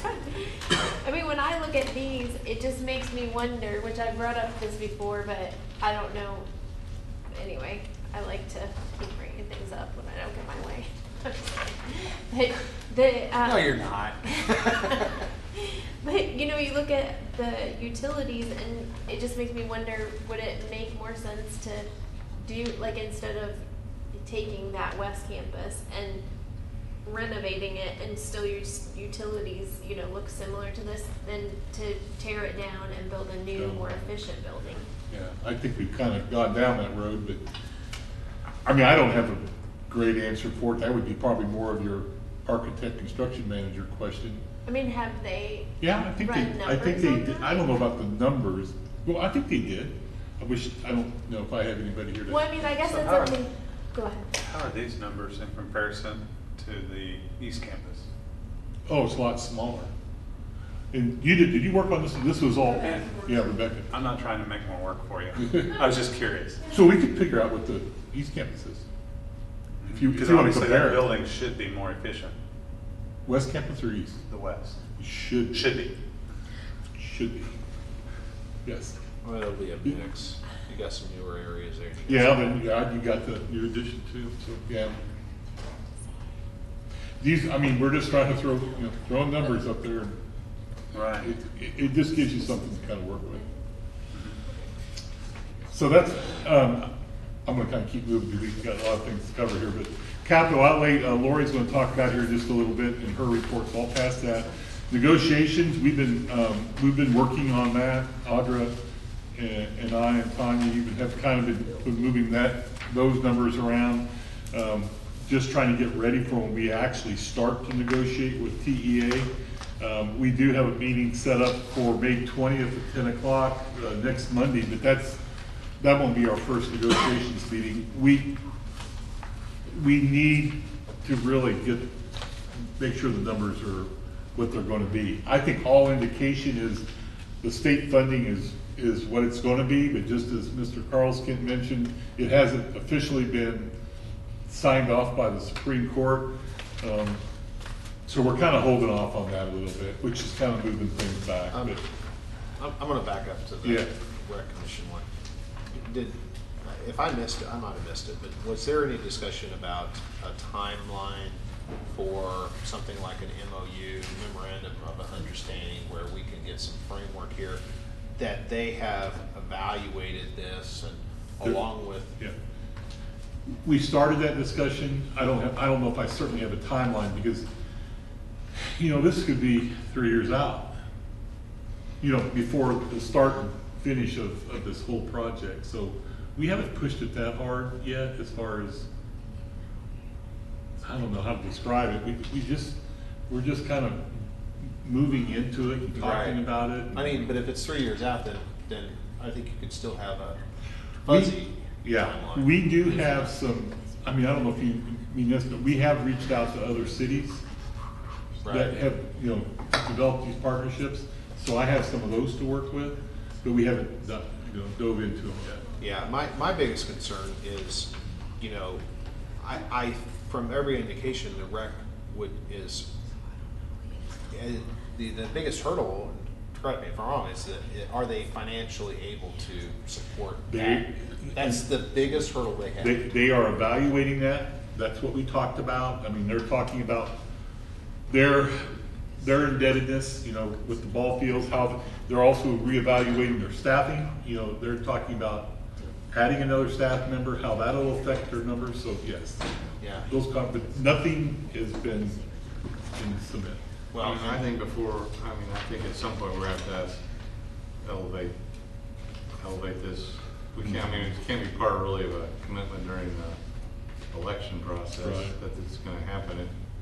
Well, an MOU would get on paper to where if it would be completely contingent upon if it were to happen, this would be the structure of it, so that going into if the bond were to pass, then we would start design. And there's a considerable amount of design effort for that, even though the construction wouldn't be done for maybe a year or more, that I don't know that this district would want to commit the design effort to do all that design to renovate that space if we don't have some confidence that it's actually going to be utilized in that way. And I agree 100%, but that's why I don't think that, I don't think that you should build that space for them. I think you should build that space that would work for them, but that works for the district. Right. Because you cannot, even if they, you just can't. Even if they signed is it MOU? Yes, that. So even if they signed that, they're not going to sign it from, for the next 20 years, right? Or, they're. You are correct. You are correct. You have to build that change or whatever, flexibility. right? So I think that, I'm personally, I understand what you're saying, but I feel like, I don't know. I just feel like it's a bonus if they want to, like when it's all said and done, it's a bonus if they want to lease it from us. And if they don't, we have to be comfortable with that. However, I would say, first of all, do we need it? right? Right, at this point in time, the plan is for the district, if the rec were to use it, there isn't any identified need for that space. So my thought is why would you spend the money to renovate it for a space that currently the district hasn't identified that we would need after all of the expansion? Because that would be, why would I want to spend the money to design it, even design it, let alone construct it, if I'm not confident that there's a possibility that they might use it. Now, obviously, once it is designed, constructed, and used by them, you would have to have it so that it could be used by us if they were choose to end that lease and vacate the space. So the way I look at this is that in Osseo, Wisconsin, where many of my relatives live, when I go there for Christmas, I can go to the high school and there's an indoor track and I can run around the track and my kids can play basketball in their gym and it's their high school and the community's welcome to come in any time. So because of that scenario, I feel like having a nicely renovated, usable gym for the community and a nicely renovated indoor track for the community, I've seen it work in other communities where it's not run by the rec center, it's the high school that allows the community to come in and use it. So, I mean, so for me... Is that during the school year? Yeah, during Christmas. But that's a whole different conversation. I mean, that conversation is gonna have to happen once the bond passes. We'll be doing all the design and that stuff. I mean, I think the rec hasn't had that information this long to make a decision on how they really want to go forward. So, I mean, there is a point though, they're gonna have to sign some kind of agreement. And I mean, they probably don't meet any more often than we do, every a month or two, once a month. They're gonna have to digest this for 2 or 3 months to decide whether they give it a thumbs up to even get serious about it. Which was my reason for my timeline question, to see if their process would be at a stage where we, by the time, a point where the bond, we would know whether the bond passed or not, for us to make decisions based upon. And because right there, 2 to 3 months, okay, that would work for 2 to 3 months for them to work through things. Now, if it's 10 months, then it's, because at that point in time you start design or you phase. But that's something we can certainly work with. Well, I think that's the message we can give. Sorry. I'm sorry. I was just thinking the MOU though, if we get the framework together for them, I think that might really help them, guide them into making that decision, right? It would That's a good point. give them some framework because they've not ever done anything like this before, and so we get that laid out, and we too can look at it and make sure that we're inclusive. We're including, are we going to let them use our broadband, or what all are we going to include in this sharing or of the expenses, and so that might help them. I don't know. Yeah, that would, because the biggest way that this could fall apart if they were is missed expectations. Yes. Then all of a sudden the relationship is damaged because everybody assumes something different. Yeah. And I was just wondering, so you were meeting with Brad, but Brad's the assistant director, right? Was there a reason why you? Yeah, Gail sent him. Okay. And so I guess, does he have the authority? I mean, I'm just thinking. There was no decisions made. It was really just sharing of information. He was kind of updating me, like some of their board of directors meetings, that I had met with Gail and Brad the week before and down at their office, and then Gail just wanted Brad to come to this. I think there might be a little bit of a situation where Gail feels that down the road Brad's going to be the guy making some of these decisions. I mean, possible retirement, but that's not. Right. Okay. I didn't know. That's why. Yeah. No, it's all good. It's just Brad's probably a little more invested in this. I mean, should we set a goal of starting to make some traction on that? Like, yeah. I don't know whether June is maybe too quick or something in July, trying to get some kind of. I mean, even August, September. I mean, but once you get the bond night, you're going to want to start design pretty quick, and that's really probably the end date. Otherwise, you're wanting to then delay that design of that portion because we wouldn't know. Yeah. Well, I would think if we set some kind of a goal of July, at least start having some maybe more detailed conversations between us and them, we could, they maybe will be up to speed by then, and then we've kind of been working through this. Right, and I think, Michelle, I think that's a great point with regards to just having just a bulleted list of everything that you might come up, and then just start to organize it. I think it would be a good conversation starter too for that meeting that you want to have, because if you at least can send it to them ahead of time, they can think about it, and it just gives you a framework for that meeting. Right. We can explore some options for that, or whether we'll meet with their meeting or have them to. We love extra special meetings, right? Well, the conversations have all been positive, and we want to keep that moving. Absolutely. And I think that both sides want to keep it moving forward. So right. that's my. Okay, I apologize for taking No, that's good. School finance is kind of what we talked about. Yes, we're in line to get $683,000 additional dollars, which is great. 653 of that is general fund, and the other 30,000 in special ed. My only comment about that is special ed is still way underfunded, which kind of, if you look down to number 6 down there, a large part of our Tonganoxie and Bayshore Linwood special ed meetings are centering around budget and staffing and some of the shortfalls that we're experiencing. And I'm not blaming leadership or anything like that. It's just, it's need.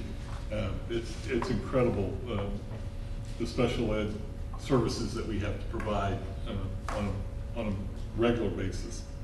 Staffing, I just kind of wanted to lay that out there. We had a good administrative meeting on Wednesday, May 8th, where we talked about this for quite a while. I needed for my building administrators to really prioritize and tell me and Tanya what our needs were. What came out of that discussion was we put in a request for an additional Tonganoxie Middle School social studies language arts teacher, and that was driven by numbers. A large 6th grade class moving up there would have been right at 30 kids in some of those classes, and so by adding a teacher, that will certainly bring those numbers down into that 22, 23 range instead of that high number. I just want to throw it out. We are still not real sure what our kindergarten numbers are, because our preschool screening numbers were high, and we don't know if that was because we got the information out better or if there indeed is that many more. Tanya has used the rule of thumb of another 30 to 40 on top of that. If that's the case, we might need another kindergarten teacher, which is, good news for the district, but I truly do not like hiring people at the last minute, but we don't know. We're not sure what those numbers are. And so we kind of talked about a plan for that. And just so you know, the TMS ISS aid, that is an aid position that we had years ago. There was just a request to possibly consider putting that an ISS aid back. They would also help in classrooms when they're not in ISS. It's mainly used to keep those people that might be in school suspension on task with another set of eyes, just kind of helping them through whatever they needed. The career counselor, we put that on hold. The high school staff had their discussion. They feel like there's other priorities, but that was just one of the things that we discussed. I know Bayshore has a career counselor that they're very, I think, pleased with, and I think we're kind of thinking the same thing, but maybe down the road a little bit. That didn't come out as a top priority. Yeah. One of the things that I had one parent talk to me about was just remembering back when when the flu was moving through this school, and everything like a wildfire, and as many sick kids as there were, whether or not the having a single nurse in the elementary school building was, what point as this building fills more to capacity, would there be the need for a supplementary nurse or something like that with as many students as there are? We have discussed that briefly. I think that we have a nurse and we have an aide in there. We can also bring over another high school, middle school nurse if necessary. But we didn't feel that there was a need at this point. I mean, that was, but we have discussed. Okay, I was just curious about Yes, that. it was discussed. Number 7, on the back page of mine, graduation, just a reminder that we're hoping all of you will be there at 1:30 p.m. on Saturday. I think Brent Smith reached out and asked if you were making it. And we'll meet in the Chieftain Room and then go from there. Some of you, this is your first time at this. Others, you've been through this a few times. And we'll be kind of excited. The land transfer update, I've been working with David Cunningham, and he is hard to get a hold of. We got the paperwork back signed from everybody, but the Leavenworth County Clerk is asking for additional information that is still being worked on. I mean, they want it, oh boy, I mean, this has been a real headache, I'll be honest with you. They need things in original signatures, they need it all notarized the right way. This person is being very particular about it. So I've made a couple trips to Lawrence HR to try to get this straightened out, and it's been complicated. So it's not quite done yet. I'm working on it. Shouldn't all that fall back onto Lawrence? You would hope. Well. So what happened, you signed the original? Yeah. They didn't. They just stamped his name. And they said that's not good enough. It has to be notarized with the original. You have to have a signature for it. So I've been trying to get this guy to sign this piece of paper, and he's like smoke. You know, so we don't know. We're working on it. Well, if we've signed our, We have signed vote, but I would say it's no longer our problem. it's on his desk, is all I'm saying. And I've tried. Turf project, as you all probably saw, there's a lot of movement going on there. I will say, the communication piece with ATG has been good from the construction people's standpoint. There's some things that we're working through. Some of it is the electrical part. What would be the other? We're working on the stability piece. I do appreciate Chris Gratton helping us on getting some of that information about where the wires are, where all the drainage is. That's all critical for them doing a good job. I don't know if Chris, if you had anything you want to throw in about you've been working with Paul Driver a little bit, a lot of phone calls. Right. And just from past experience in building it the first time and helping them facilitate a good job, just locate utilities with a line locator tool that I own to make their job easier and try to expedite things for us. Very nice people. So it's been good. Yeah, they have communicated well with us. Mitch Loomis is the point of contact, and he has been extremely busy. And I think he understands the whole process. And then the soil, so as you guys seen, I think in Lauren's email, I think did Terracon make it today? I don't know if it's today or tomorrow, they're coming, I know. So analyze the soil and see. So that we get confirmation on whether or not that risk is goes away. They kind of gave us a little bit of a thumbs up, but then again, got a warning that let's make sure. Yeah.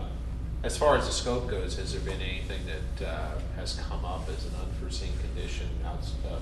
The only thing has been, on our part, we've requested a few more electrical outlets.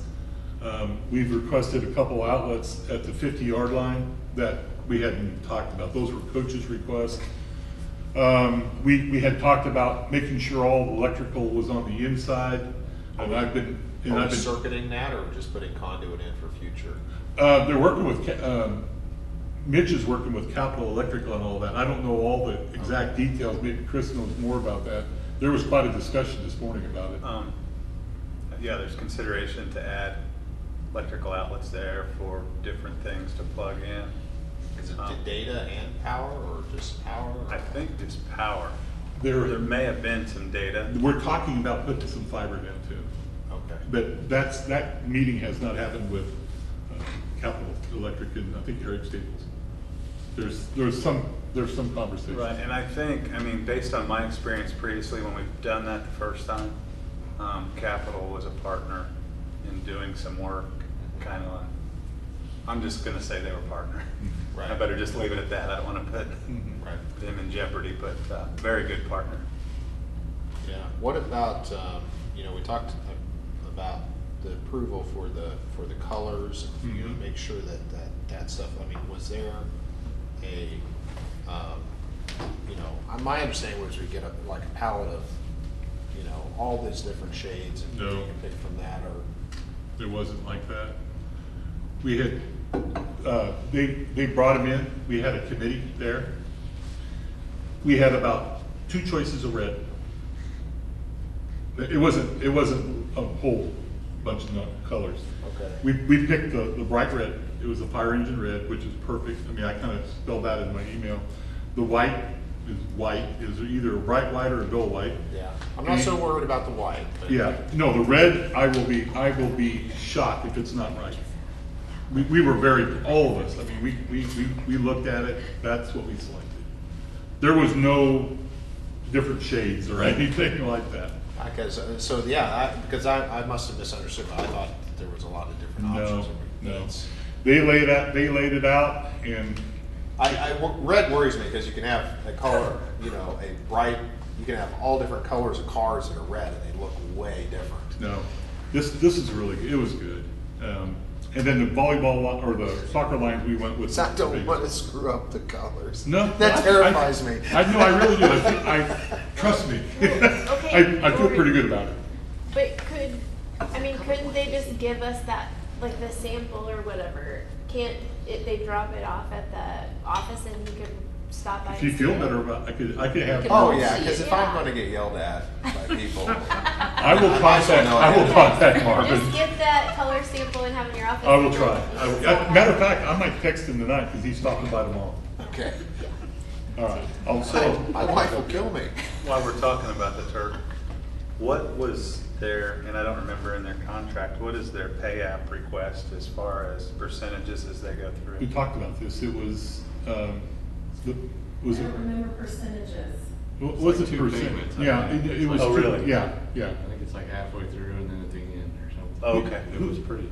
We had talked about Definite this. milestones. He sent me the AIA budget, but I don't remember what he said for percentages. I was thinking 2 things.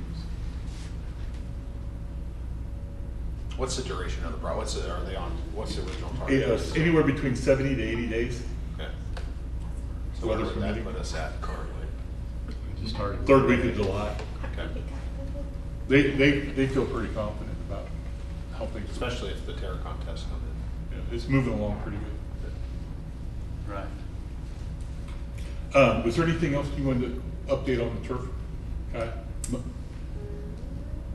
Donors, you sent that number out. I think I had Basically we have $100,259 left to raise.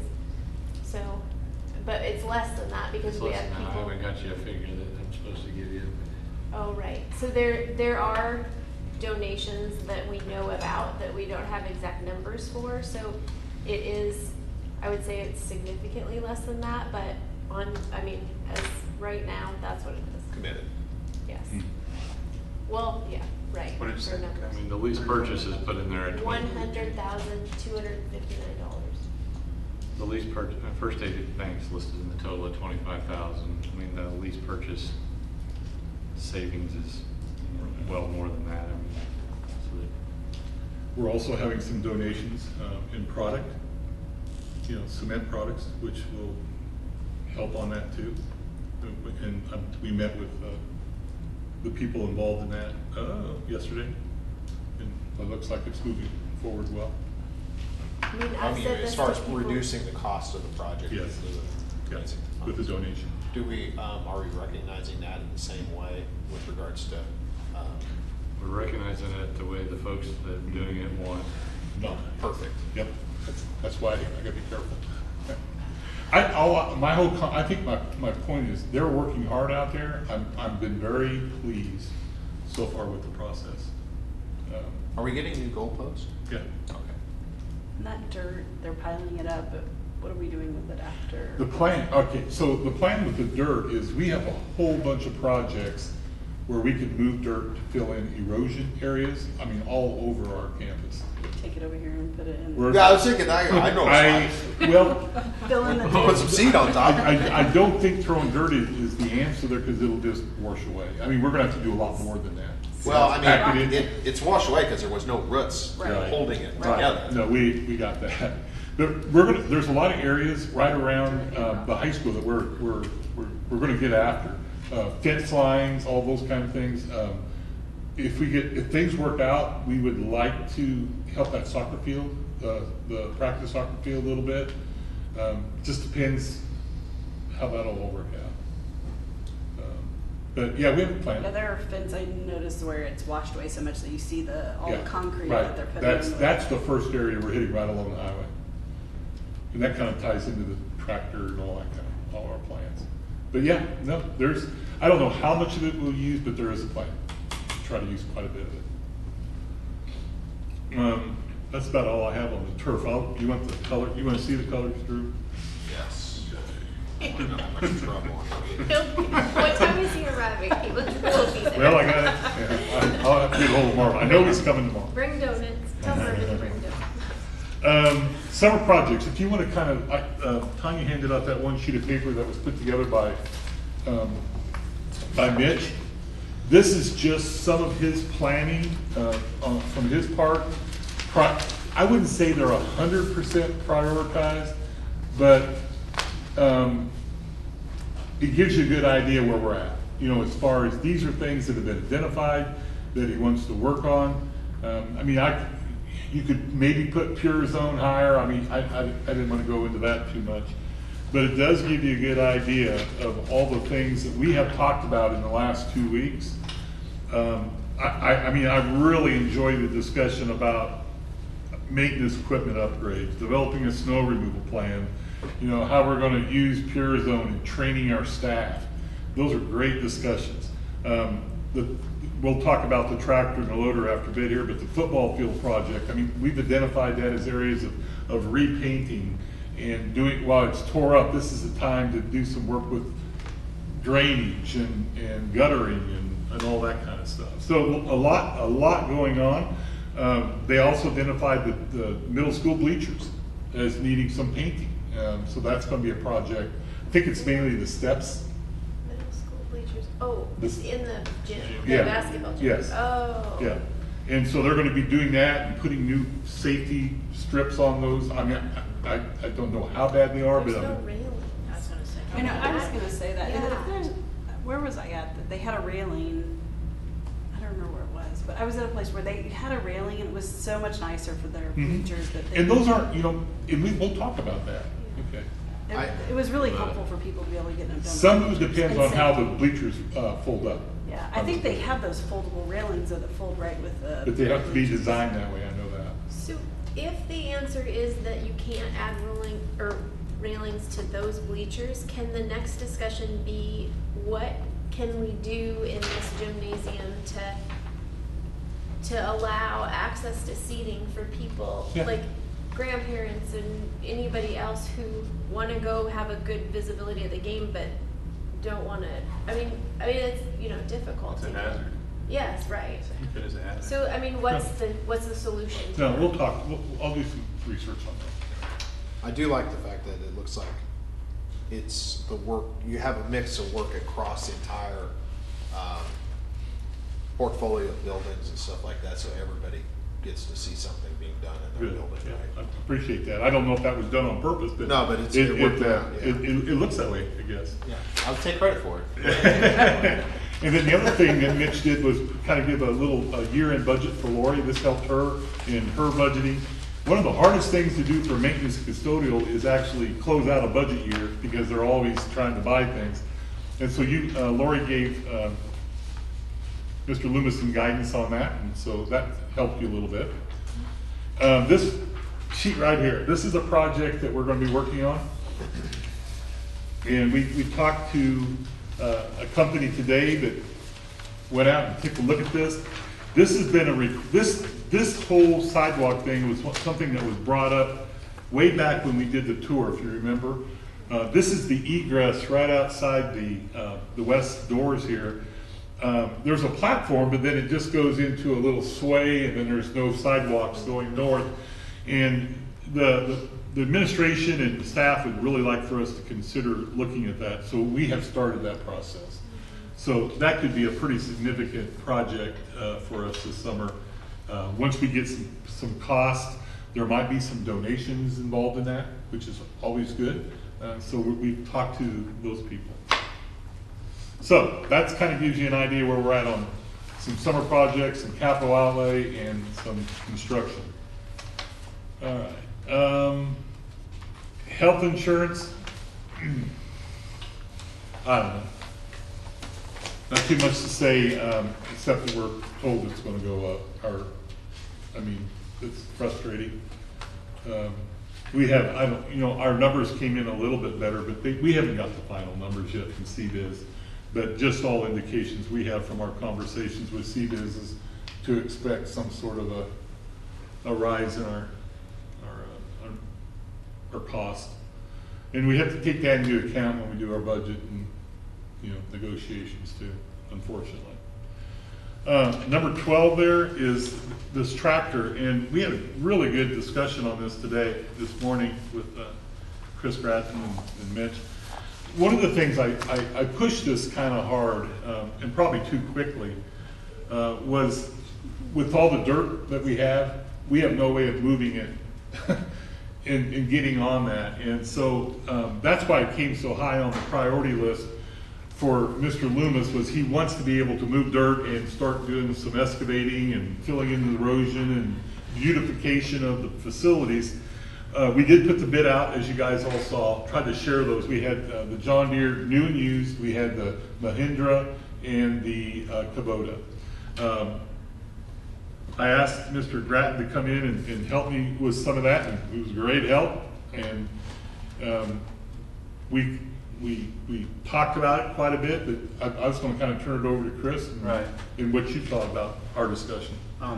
So in comparison, all the tractors, horsepower are nearly the same. The warranties are the same similarities. The John Deere used is a pretty good buy, but there's zero warranty.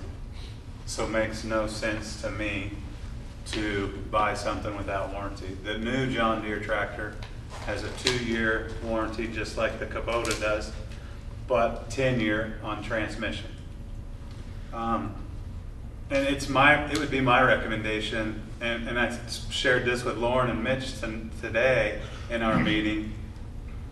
It's listed here as an action item, and we called Heritage Tractor. The tractor is on site currently for demonstration purposes. I think it would be good to get feedback from Mitch before we move forward. It's just my opinion. For the used tractor or for the new? They're both the used one. The used tractor, yeah. But they're the similar model. Okay. So it would be the similar tractor of what possibly we would purchase. With a finish mower, a 12-foot finish mower behind it. And like our discussion this morning, there are some attachments, some needs that would follow up with this tractor. A snow box to help with snow removal, pallet forks to help offload materials for the school district. And I'm a big advocate of the finish mower. Mitch, maybe not so much.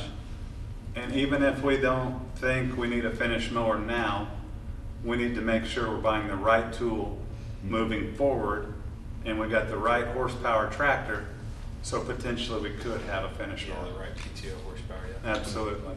Yeah. Is the only downside to the used the fact that it doesn't have a warranty? It doesn't have warranty, and you can't buy, you can buy extended warranty, but it's very costly. The other side of it is the tires. It has row crop tires on it. So the tractor we would purchase has what they call an industrial tread, which doesn't leave all the imprints when it's wet. So we couldn't mow with the tractor today because we would have marked up, like the curve, he wanted to go out and try it, but it was too soft. We would have left some pretty significant indentions. Now, the industrial tire would leave less. Right, different tread. Yeah, so that would be one thing, and then the self-leveling, mechanical self-leveling. Yeah, that would be on the new one with, it's a $1,500 upgrade. The current tractor we have doesn't have that. So that if we bought a new tractor with a new loader, you would have that mechanical SL, is what they call it. And like I told Lauren and Mitch, I'm just one board member. I'm not, they ask for my input, I give my input, I'm sharing my input with you guys. Maybe 5 of you are interested in a Kubota tractor. I'm just telling you what I know, what I deal with in my business, buying equipment, selling equipment, leasing equipment. I feel like John Deere is a reputable company. Their price is fair, parts availability in the future, resale in the future, but resale's probably not on our radar, because I would think this tractor would last the district. keep things a very long A long time, yeah. A very long time. So, so again, I just give my Do they input have on the, it. because I'm struggling to, if it's a, so what's the price difference between a new and a used for that? Like $8,000, I think. Yeah, you know, if, my history with equipment, if you have maintenance records and, you know, on something that's 4 or 5 years old, and what's the hours on it? Because that's a big 575. So here's the problem, and the biggest concern I have. So if you have a transmission problem, you could potentially have bought the new tractor and had warranty. Yeah. Their labor rate, in talking to their guy, is $150 an hour. Yeah. Not counting parts. It could be, it wouldn't take very long, and you would have bought the car, or, you know, bought the tractor. Right. So, I mean, there's pros and cons to everyone. Where do we plan to store this? It can go inside. They're gonna move some stuff around. We probably have some equipment in there that needs to go. Scrap. Try to get it better A lot. organized. Try to get it, it would fit inside. So do we have to vote on the specific bid, or can the board, you know? We'll have a specific We bid got on an that. action item down here later. Yeah. I didn't know if you could say the, you know, the board made a vote that you could spend an X amount of dollars on a tractor, and then it, you know, then you and Mitch and Lauren can figure out what the tractor that is. I know what the tractor price is with a self-leveling loader. So as far, I'm just saying, instead of waiting a month until the next board meeting, so you can move forward Well, with and that's what I asked Jim and Lauren today. I mean, is it something, I mean, so the tractor's here, so by Friday, I think Mitch is gonna have an opportunity to use it, utilize it, see if a mower is a priority. And again, from my standpoint of things, if you're gonna spend the money to buy a tool, and I know this might not make Lori happy, but you just well buy the implements that go with it to be efficient, to do the job. We gotta give our maintenance people the tools to do the job. And we have, it's no secret, we have a lot of needs. We gotta spend a lot of money there. So, So I'm just saying, instead of waiting to a month before the board I agree. votes So- on it so that they can go ahead and buy it, can the board just say, we're gonna, you know, approve we- X amount of dollars. I mean, I think we can approve it a variety of different ways. It's whoever you want to give the authority to, I guess, when we get to that action item. In terms of whether it's. I have the total of the tractor and loader at this point with the self-leveler. Maybe we can keep kind of working through his agenda, Tanya's Yep. agenda, do ours, then if we can kind of fine tune what we want to do on that. How we get that? When we get to the action item. Because I didn't know if we could Yeah. circle back and have a quick special meeting and Oh. approve it with attachments, because there's some things that may not have all the prices on, is that right? I got them now, but I don't have them here tonight. Okay, all right, He sent me the snow box and everything. all right. I did have a request, I don't, that was handed out, there was a request by a group right outside of town, and I didn't write their name it was, oh my gosh, it's a camp right outside by Hilltop. Anybody remember the name of it? Oh, Camp Mount Hermon? Yes, That's by my house. yes, yeah. So the person who runs that camp contacted me and asked if there was, if the board would consider them hiring a bus driver and paying for fuel to use one of our older buses. I talked to Jill about it, and she said that they used to do that in the past. This is to go to the pool in June, and she was real. She sent me the email with all the details about it, and she didn't have exact dates or anything, but I called KSB. It's in our board policy, the one I handed you, that it allows for all that. I was kind of worried about liability and things like that, but she said that there's provisions for that if it's board approved. How does our insurance look at it? That's in my next calls. I do need to call our liability insurance, and I have not done that yet. I didn't even know if you guys would even consider it. If you're consider it, I'll pursue it and look into it. It's, but they would be basically hiring one of our bus drivers, paying for the fuel themselves. Hiring them direct or person? That's a good question. I didn't work out the details. You got labor, you got insurance considerations as well as workers' comp and other considerations. I'm sure they didn't count in all that. I mean, it sounds like a nice thing, but it seems like it opens up a can of worms, and I guess I kind of feel like we've got enough things going on with our staff. Do we have less we can sell them? Yeah. That would be another option I will offer. Yes, I do. I mean, I guess I don't want to be ungrateful but it just seems like it opens us up to so many things that, and we're spread pretty thin right now, that it may not be the most efficient use of our time. It's been years since the school district has done. Well, I mean, there's professional companies out there that do this. Yeah, and I'm concerned about what we don't know about an arrangement like that, and something were to happen, and then we would be exposed. And trying to do what we think is nice, but not knowing what we might be getting ourselves into. I think you've answered my question. Thank you. Fine. Less kids at the pool, maybe. No, they still bring. My last thing I didn't have on my list is Lori and I Friday afternoon are going to talk to Dale Dennis and the State Department people. This is our official meeting where I meet with a committee of people with our capital improvement state aid hearing. Because, as Stephanie mentioned, we are second on the list. Talking to Dale today, I'm not saying it's a formality, but it looks awfully good that we are under the bond cap, that we've done everything right. He reviewed our paperwork. They have a process of asking us some questions. It's just like there'll be members of the State Board of Education on a conference call that will ask a couple of questions.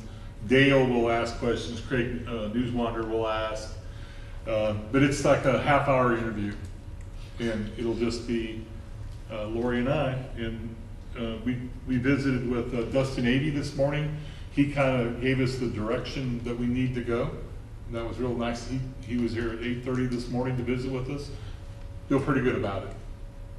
So this is the approval, and then if it goes on their State Board of Education agenda, and it's a consent agenda item. So there you are. That's good news. As soon as we get through Friday. So, sorry about that. That was a lot, but we went through a lot of information. There you are. All right. Next item, Tanya. All right, I will be brief. The first item. Until we ask questions. So the first item on my list is we are requesting a calendar change. You know, we had approved 2 years of calendars at once, and so we're asking for a change to next year's school calendar. In the past, we have always gone with the same spring break as the Regent schools because it just made it easier, and that's typically what most school districts in the area had done. But next school year, for the first time all of the state's public universities have decided not to have a common spring break. They're all kind of doing their own thing. So we had Mr. Mellon reach out to our league schools to find out when their spring breaks will be. So almost all of them are going with March 16th through 20th. Piper is going with March 23rd through 27th. Baldwin currently had the same spring break that we had, but they're changing it to match Baker University, which makes sense to me. So we brought our calendar committee together on Tuesday, May 7th, and they all came to the consensus that they wanted to change our spring break for next year to March 16th through 20th to match our league schools, except for Piper. What about our cooperative? How does that work? Because I would think that would be an Yeah, important well, one to join with. There have been years where we haven't had the same spring break, and we've just made it work. Talked to David about it. He wasn't too concerned about it, but yes, we'll probably be, some students will. Because that'll be different than theirs, won't it? I'm not sure what theirs I is. think it for is. next I year. think next year it will be, but then he talked about being, you know, maybe realigning the following year. It wasn't a big discussion topic. We have had years that they've been different, and then it only affects a few kids and a few bus or van drivers. I already booked my cab. We did too. I know, that's, I mean, what are you gonna do then, just?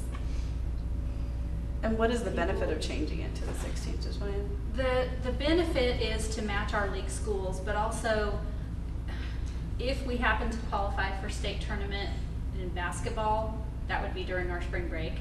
So whatever plans student athletes have, they'd have to cancel those and go to But state. aren't the athletic schedules already set for that? But it moved back a year, or did move up a year. There's an adjustment in the athletic schedule.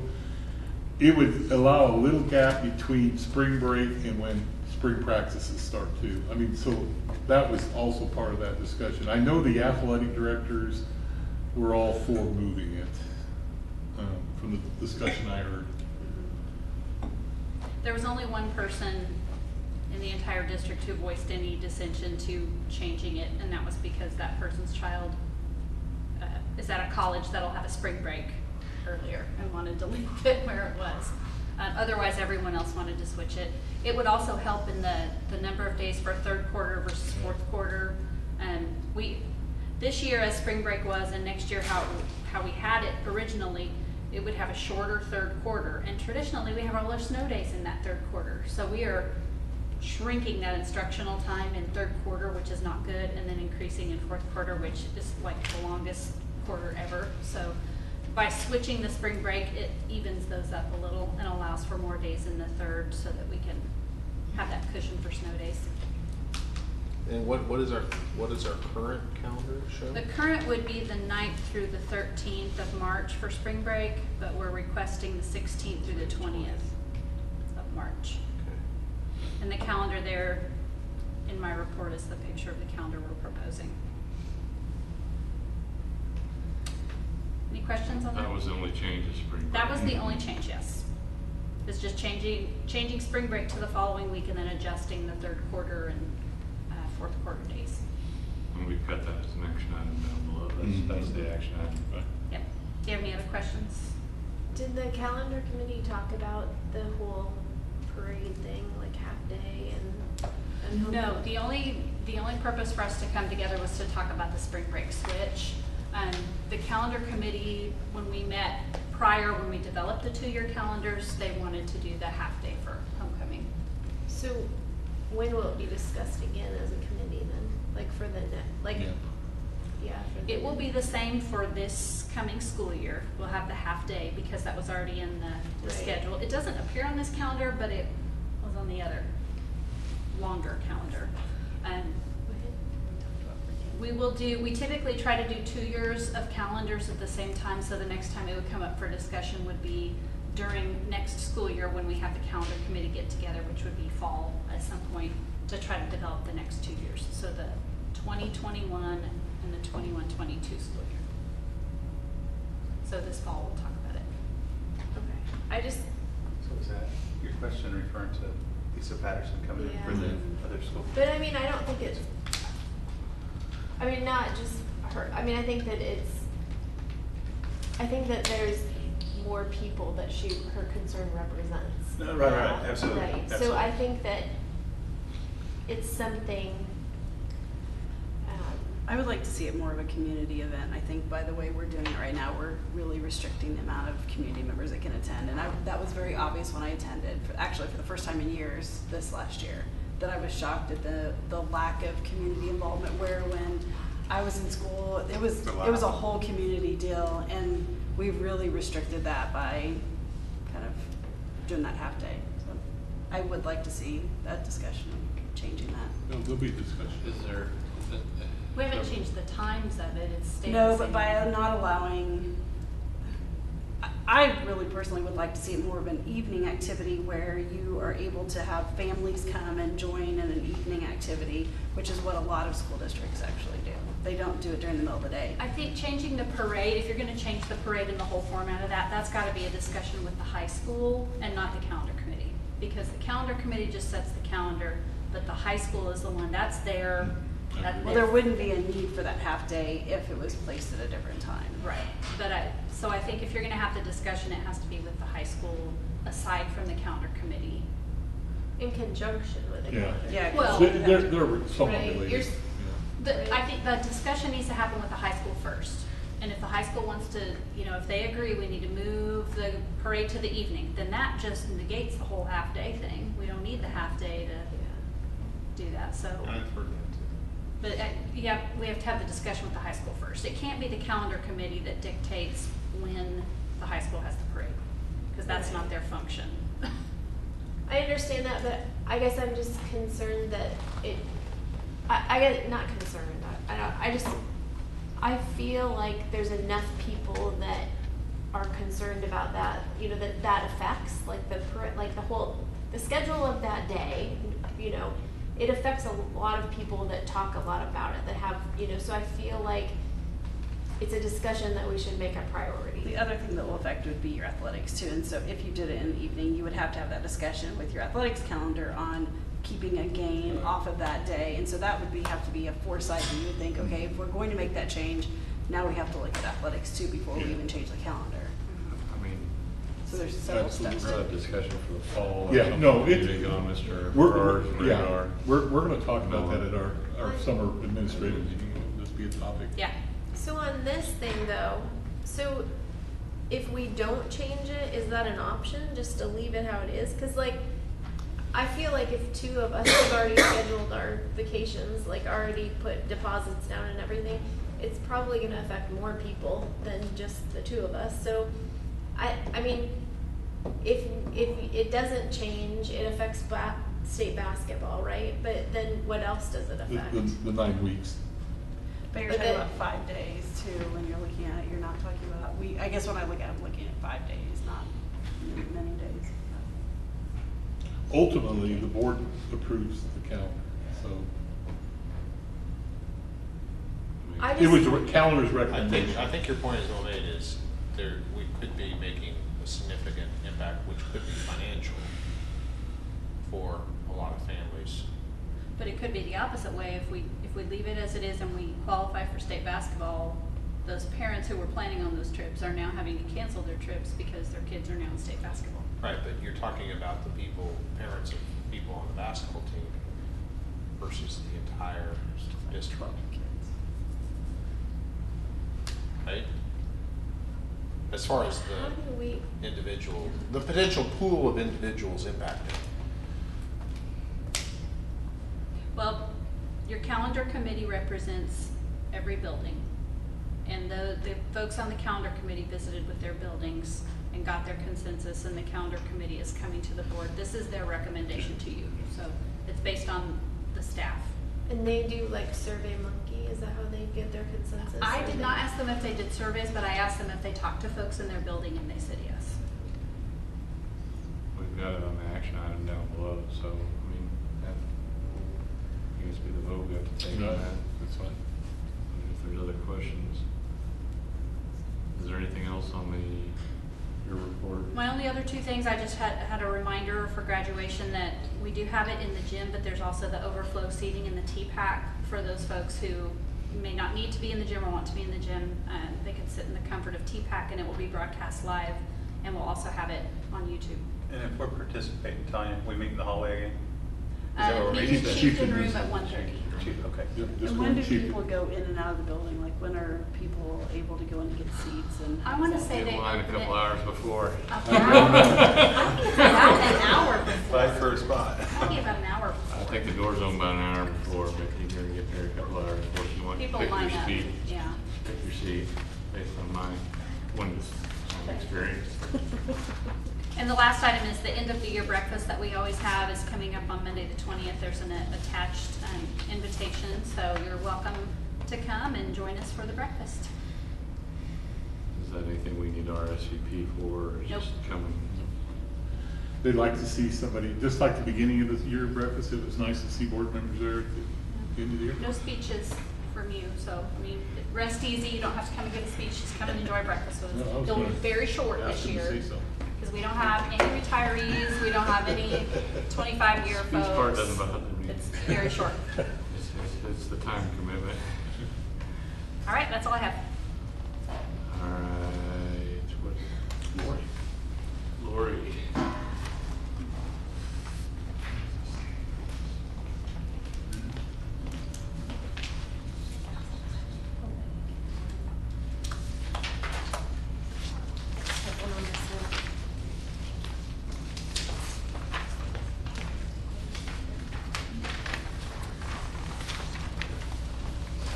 Okay, a couple of things that I was gonna go over. The first thing is our lease contract with Sumner One for our copiers and printers district-wide. It's up for renewal. Lauren and Forrest and I went, was that 2 weeks ago? And actually toured their facilities. They gave us a demo on the upgraded equipment that would be included with the new lease. All the equipment would be upgraded, plus we looked at adding 2 machines district-wide, which would allow us to remove all the HP LaserJet printers, which really excites for us. They are more costly to use. And so with that, with adding the 2 machines and the upgraded equipment, there would be an increase in cost of approximately $110 per month. However, removing the HP LaserJet printers, we would save an average of about $80 per month. So we were happy with what we saw with the upgrades. They have also offered to do some printing. Lauren has mentioned some printing jobs that he would like to do. So we've been very happy with their service. Whenever we have trouble with the equipment, they are right out there. We were kind of impressed by their warehouse of parts that they keep. So you don't have to wait, you know, if something goes down. So anyway, I think I just wanted to mention that's what we're looking at. If anyone has any questions, I don't know that that's. It's been a good partnership with Sumner. Yeah. The handout that I just passed around is capital outlay, which I went over the last time I was up here, I think. But these are the May 1st numbers. And so the highlighted column is my projected numbers, what I think will be the end of June. So you can see down at the bottom our total spending budget that we published, so that's the most we can spend, that we have authority to spend, is $1,923,000, a little over $1,923,000. Our total projected spending is $1,762,000 and some change. So that would leave a carryover of $160,845.49. I also put in there the tractor purchase. Now that's the price. I just plugged in the price for the new tractor, and it didn't include a lot of the some of the attachments. Right. So that's just sort of an idea of what kind of carryover we would have after the tractor purchase. Right. I mean, and that carryover just builds for the future. Yeah. And cash kind of a reserve, but it's capital outlay dedicated to capital outlay. Right, it carries over from fiscal year. It would add to our current cash reserve, which you can see at the very top, the beginning balance. That's what we currently kind of have in our coffers. So does that include, is like the things that maintenance the other project kind So- of incorporated in here somewhere, or some of those into next fiscal year? This includes the list that Mitch had actual numbers on. Did you have both lists? Yeah, on the back Okay. page. So there's It's that one- short list. There's a short list that is gonna be before July 1. They're gonna need paint and for the bleachers and the field house, I believe. Yeah. So this does include those numbers. Now, the rest of his list is gonna be for next year, in next year's budget. So good. We're somewhat trying to build this for if this rec thing, we kind of have to build up the reserves if that would come about. We have to develop a plan. Yeah, so, that's what you can kind of look at, what effect it has. And of course, this is just what I planned for, it doesn't, Some could break tomorrow. we don't have a crystal ball, but I mean, what have we been carrying over about this amount the past few years, or have we been? that's a good question. I didn't Sorry. get it. No, that's a good question. I can get that information for you, though, how much we've carried over each year. I know it's built over time, just kind of glancing back at it. Yeah. I'll find out. So what is this unencumbered balance column here again? So that is whatever, we start out with the budget amount. The next column is the activity, what we've spent. The encumbered amount is what we know we're going to spend, but we haven't yet. And so the unencumbered balance is the difference. That's our balance that we have in those line items that we have not spent or encumbered yet. And then what is the difference in with the projected? So the projected is, they're my projections based on what we've spent so far, what I think we will have spent by the end of June.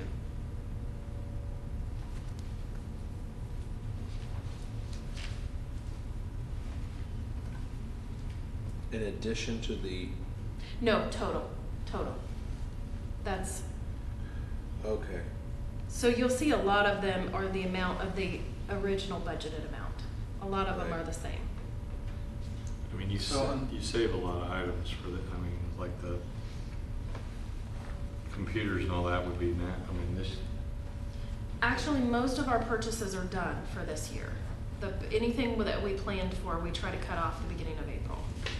There's still maintenance costs, janitorial supplies, fuel, yeah. But any big purchase items. So on this bus lease to purchase, didn't we approve two?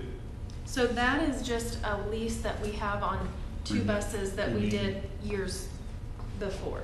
This is not, we're just making payments on them. Okay. That- Yeah, it's that's a the previous, amount of like, they're like, about 5 years old maybe? Yeah, that's the amount of the payments we're making on that What we lease. approved are gonna go to next fiscal year, right? When you get Yes. deliveries, you're gonna get deliveries, you're gonna pay for them. And then you'll see too, the train payments, Energy Solutions, it's about the 6th one from the bottom. We had budgeted an extra payment on those, and we still have that in there. So because we're trying to pay it down faster. So that's part of the plan too. That's figured in. And when does that pay off? 2023. If we just pay If we- it as Yeah. planned, as it's planned. what is So, a district HVAC ICE item? In case of emergency. In case of emergency. So if we lose some units or.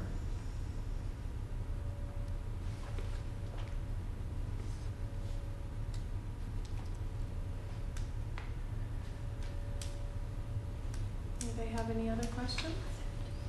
I don't have any questions. Anyone else have questions? Once again, I appreciate Lori coming in and providing some additional information for you guys to look at. It And helps Jim, the I'll get board back have to a you better on the understanding, I question. think. That's a good question. Thank you. All right, so, Forest, technology update. I do have a slide, so give me just a second, I'll put it up. Who's trying to show me up? Those tech guys have to Yeah, do this. I was disappointed. Forrest to know. Will be setting up, can we have Yes, a 2-minute take bathroom a break? 5-minute recess here. Sorry. Reconvene this meeting.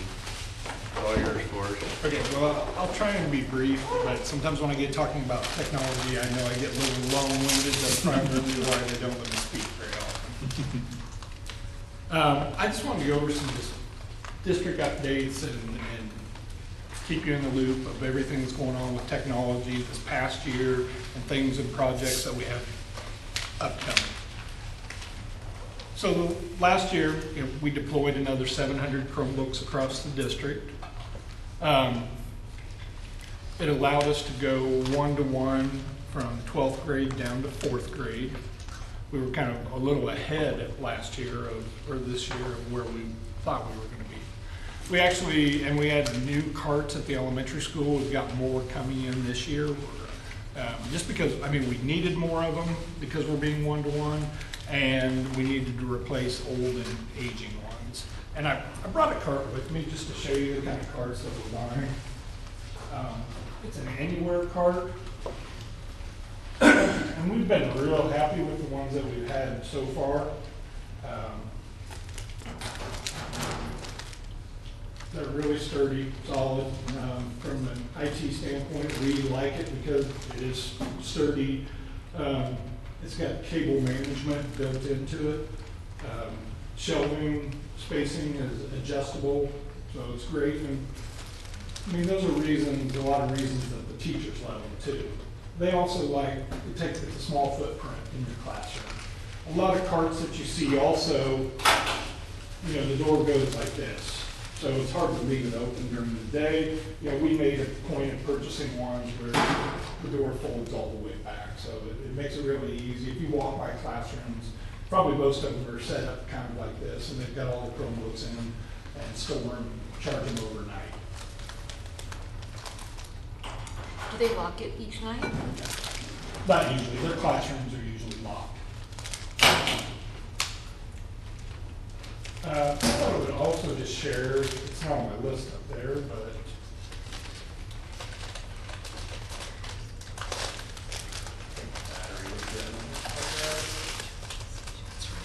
with kindergartners, we're replacing their aging iPads this year. And we're going with it's basically a Chrome tablet. Because with iPads, we run into, you know, we have to buy a case for them also. They are more expensive. The Chrome tablets are basically a Chromebook in a tablet form. We've already had some out in the district in Tiffany Parker's room. She can tell you about them. She's been demoing for us before we purchased a large number of them to see how well they would work. You know, they have all the same kind of apps that the students use on their iPads, and they can use it on this device. It also gets them familiar with the Chrome operating system. So when they go into first grade, it's not a big jump to go to Chrome. And another reason that I like them, I can buy 4 of these for every 3 iPads I buy, and I don't have to buy a case. These, like our other Asus Chromebooks and stuff, they're designed to be rugged. They've kind of got a rubber exterior on them to help, and they've got I'm not going to do it, but they've got a 3-foot drop rating on them. I don't think Tiffany would be happy with me.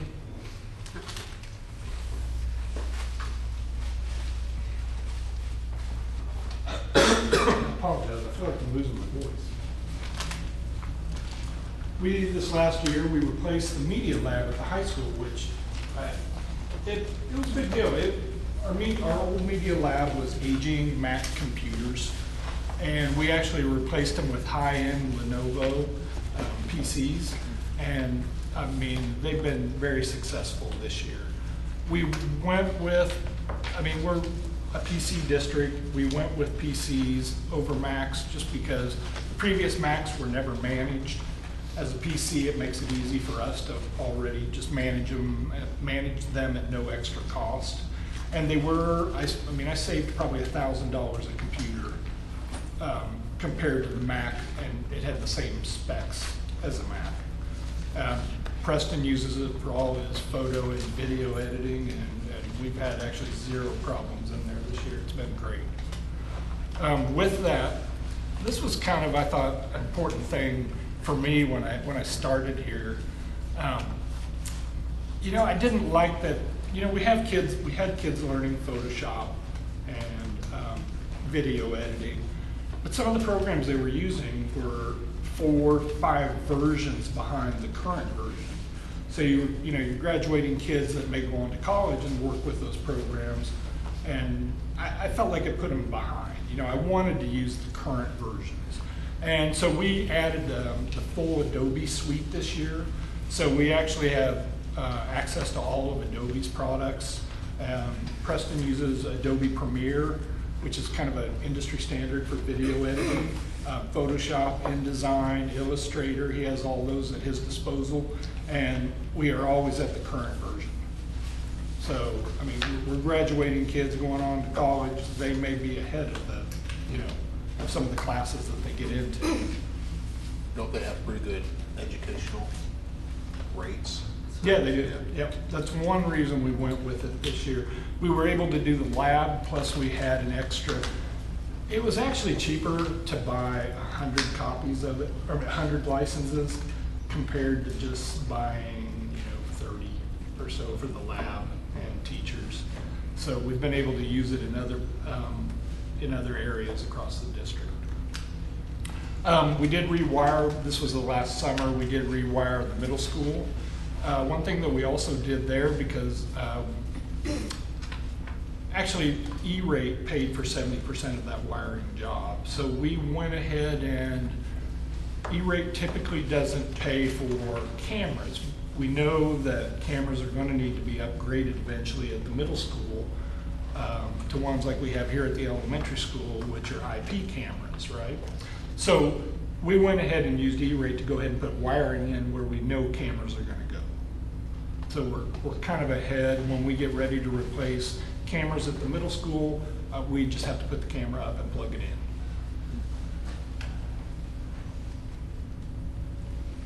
We did increase the district's bandwidth, internet bandwidth this year to 800 megabytes, and compared to maybe 2 years ago, we've probably almost doubled it.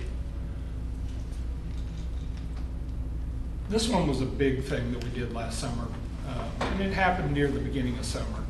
We moved Skyward to hosted, and what that is we used to host, Skyward is very important to us. We use it for so many things in the district.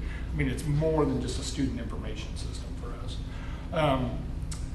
We used to host the program on our servers here.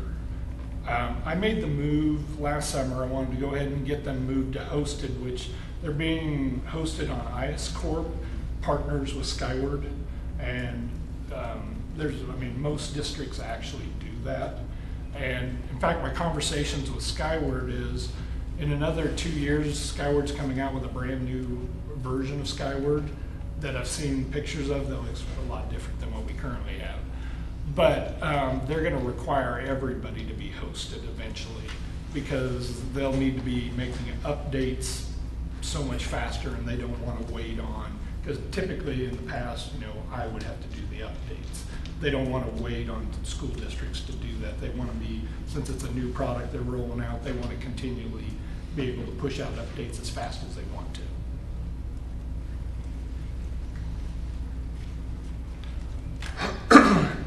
Okay, this one and another one I feel like kind of have a story behind them. So we did switch to Securely this year for our content filtering for the whole district. And the way we got started with Securely, the district, we used to use Sophos for a lot of years. When we went one-to-one, felt like it was important that devices be filtered off-site, not just here. There are school districts that filter just on campus, but we felt it was important to be able to filter both places. Well, Sophos actually wanted quite a bit of money to add that. So I started looking at other options, and Securely was one of them that started offering free filtering for Chromebooks. No matter what, there's no, and they still do it. There's no, there's no catch to it.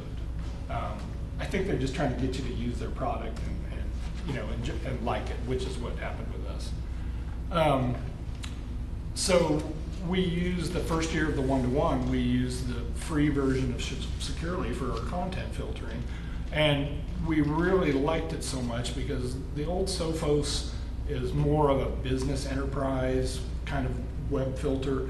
The reports that it produces are not very friendly. They're not easy to read. It's not a report of a student's activity that I would ever want to give to a principal, let alone a parent, because it's very hard to read and understand. Securely's reports are very readable, very friendly. There was one other thing. It gave us some added features also. This is one that I liked. We were never able to do this with Sophos, but there's nothing worse if you're a classroom teacher and you're teaching a lesson and your students are all on their devices and you pull up a website, maybe you forgot to check it and it's blocked. So Securely gives teachers the option to, if they get a block page, the teacher does not have to call IT to get it unblocked right away. They can sign in with their credentials and it automatically will unblock the website for 90 minutes. At the end of 90 minutes, the website goes back to being blocked. If it's a website that they use constantly, they usually will let us know and then we'll just permanently unblock it. Auditor was something that Auditor has been, to me, worth the price alone. It monitors self-harm in emails that students send, and we've actually headed off a few problems. It emails, every time it catches something, it emails IT, it also emails building principals, and it also emails counselors. I've got it set up too. And we've actually headed off a couple problems at our middle school and high school this year. Securely also Sophos, our old content filter, was something actually that we were paying a third-party company to really manage for us. I'm kind of big on, I want to bring things back in-house. It gives me a little more control. I can fix problems quicker, and I can manage a content filter with no problem. And that's one thing we did. One reason I really looked at Securely is our license or our renewal was coming up for Sophos. So I canceled it, switched to Securely. I even got Securely to give us, we signed a 3-year deal with them. They gave us this year, we haven't had to pay a dime. They just gave us 1 year for free. So it's been a great move. So we do manage that in-house now. We increased building access for staff this past year also.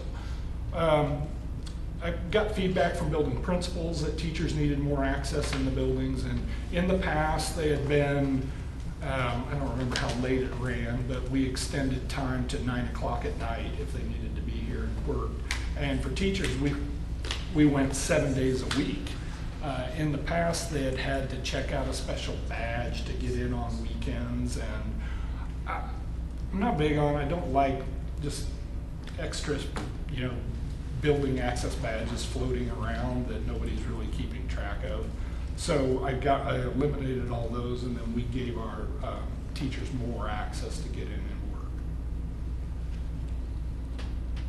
Assume it tracks them by their ID, so Yep. you know who comes in late or early or whatever. Yep. Some new programs that we introduced this year. Go Guardian. This has been, I think the teachers would revolt, or throw a revolution if I tried to take this away from them. But what it does is it allows them, if a student comes into your classroom, you can use Go Guardian to pretty much control what they're doing on their Chromebook. You can see every screen of where the kids are at. If you've got a student off task, you can actually close out tabs, send them a message, hey, get back to work.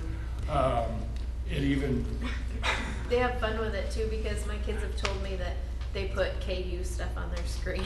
Yeah, that's kind of funny. Yeah, right. It's got a lot of functionality. We've got, as we have Chromebooks in classrooms, we're getting more and more buy-in and use of this product. I just got fifth grade teacher that emailed me the other day and said, "Oh, I heard good things about GoGuardian." I'm like, can I learn and implement that in my class? And I'm like, sure. Pear Deck is another program that we added this year that just makes great interactive presentations that teachers can use with students. Another one we added was Little Sis. Little Sis is more my program, but I use it to create Google Classrooms for all the teachers in the district. They don't have to worry about doing it. I pull exports out of Skyward and build their Google Classrooms for them. I actually have it set up if they get new students, it automatically updates every night and adds those students to their classrooms as they get them. So I mean, it's really great. I mean, I'm just trying to take a little less off the teacher's plate. Crisis Go is something we've used this last year. We used the free version of it. We use it as our emergency contact sort of information system for any kind of intruder drills, fire drills, tornado, all of our drills. And we actually, I'll tell you in just a minute, we're actually next year going with the full paid version that offers a lot more functionality. You know, principals can schedule their drills. We also use it for our bully notification system also. Were you gonna ask me something? I just had a question about, talking about using the free versions. Are the license okay with that? Because usually free versions are usually aimed at an individual and not an entity. No, Crisis Go offers a version. A lot of these companies, you know, they have a full version with all the bells and whistles, and they like to entice you into it by saying, hey, you know, we, just like Securely gives everybody a free version. It doesn't matter how many devices you have, it's free for filtering. But still, even though we're not an individual, we're an entity, it's still okay. Yep. Okay. Yep. Well, I have another. So, just because you were talking about the crisis thing, so a parent emailed me, I don't know, 2 weeks ago, let's say, and so I just texted and just made sure that I understood what he was asking. So, he wanted to know if we could add signal boosters, because he said it will give a better signal inside the buildings, and there's poor to no reception inside. And he said, I think a good one is about $1,000 a building. And then he said for safety issues, because he said for emergencies, kids, teachers on the lockdown with no communication, like if you can't get out with your cell phone. So was that something that, I mean, that's different than this, but it was that subject area, so that's why. Yeah, with Crisis Go, I mean, we encourage all of our teachers to put it on their phones. Most of our teachers have their phones on our Wi-Fi. So, I mean, they're going to get notifications on Crisis Go no matter what then. The problem we run into is either they haven't installed it, or because it is installed on their computers also, so it makes a really loud, annoying sound that they have to click check, and then they can see what's going on and shut the sound off. We run into sometimes they don't have it open, or they didn't open it, so they don't get the notification. It's kind of something we've been working on. But as far as, are you talking about like adding a cell phone signal booster? Yeah, he was talking about, he just said to ask about adding signal boosters to the school. He said the West Campus is the worst, I guess, but I don't know, but See, and to me, I feel like the elementary school downstairs is the worst, but yeah, I mean, that's definitely something we could look at. Yeah, I mean, I'm just passing it on. Yeah. Well, it shouldn't, if they're on the Wi-Fi, it shouldn't affect our Crisis Go notification system anyway. I think he's most worried about, like, if there's a situation where kids need to call out. He's and just no, like, because no cell if reception. you're sitting in, I know that, like, if I'm sitting in the, gym at the middle school, you don't get any reception. So I mean, it must be other places. I don't know. Anyway. I notice it really bad in this building in the basement. I get almost no signal. Yeah. Just too much concrete going on. We did a door security improvement at the high school. We added a lot more card access doors, and they're on a schedule with passing periods, so they automatically, we have certain doors that unlock during passing period ends, and the doors relock. Just some little things I put in here. We consolidated district web calendars to clean up the website. Okay, Lauren, I'm sorry. Is it Newswander? Noonswander. Noonswander. Okay, I always mispronounce that. Sorry. Dan got in touch with us about 2 years ago about some laptops, student laptops that we had were retiring. They were being recycled, and he just got with me recently because he wanted to see if we had any for this year, and I don't, unfortunately. But he wanted me to pass on to you guys how appreciative that he is of the donation, because what it is, he approached us 2 years ago. His group is partnered with a foundation in Guatemala that serves some school districts down there, and they're trying to get more technology down there to them.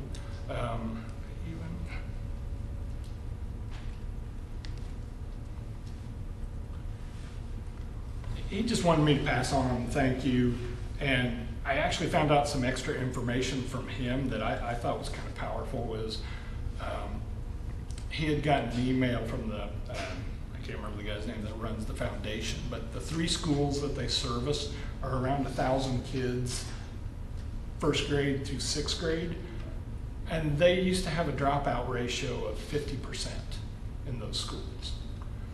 He said over the last 2 years with the added technology that actually the dropout ratio has gone down to 0. So I thought that was pretty powerful.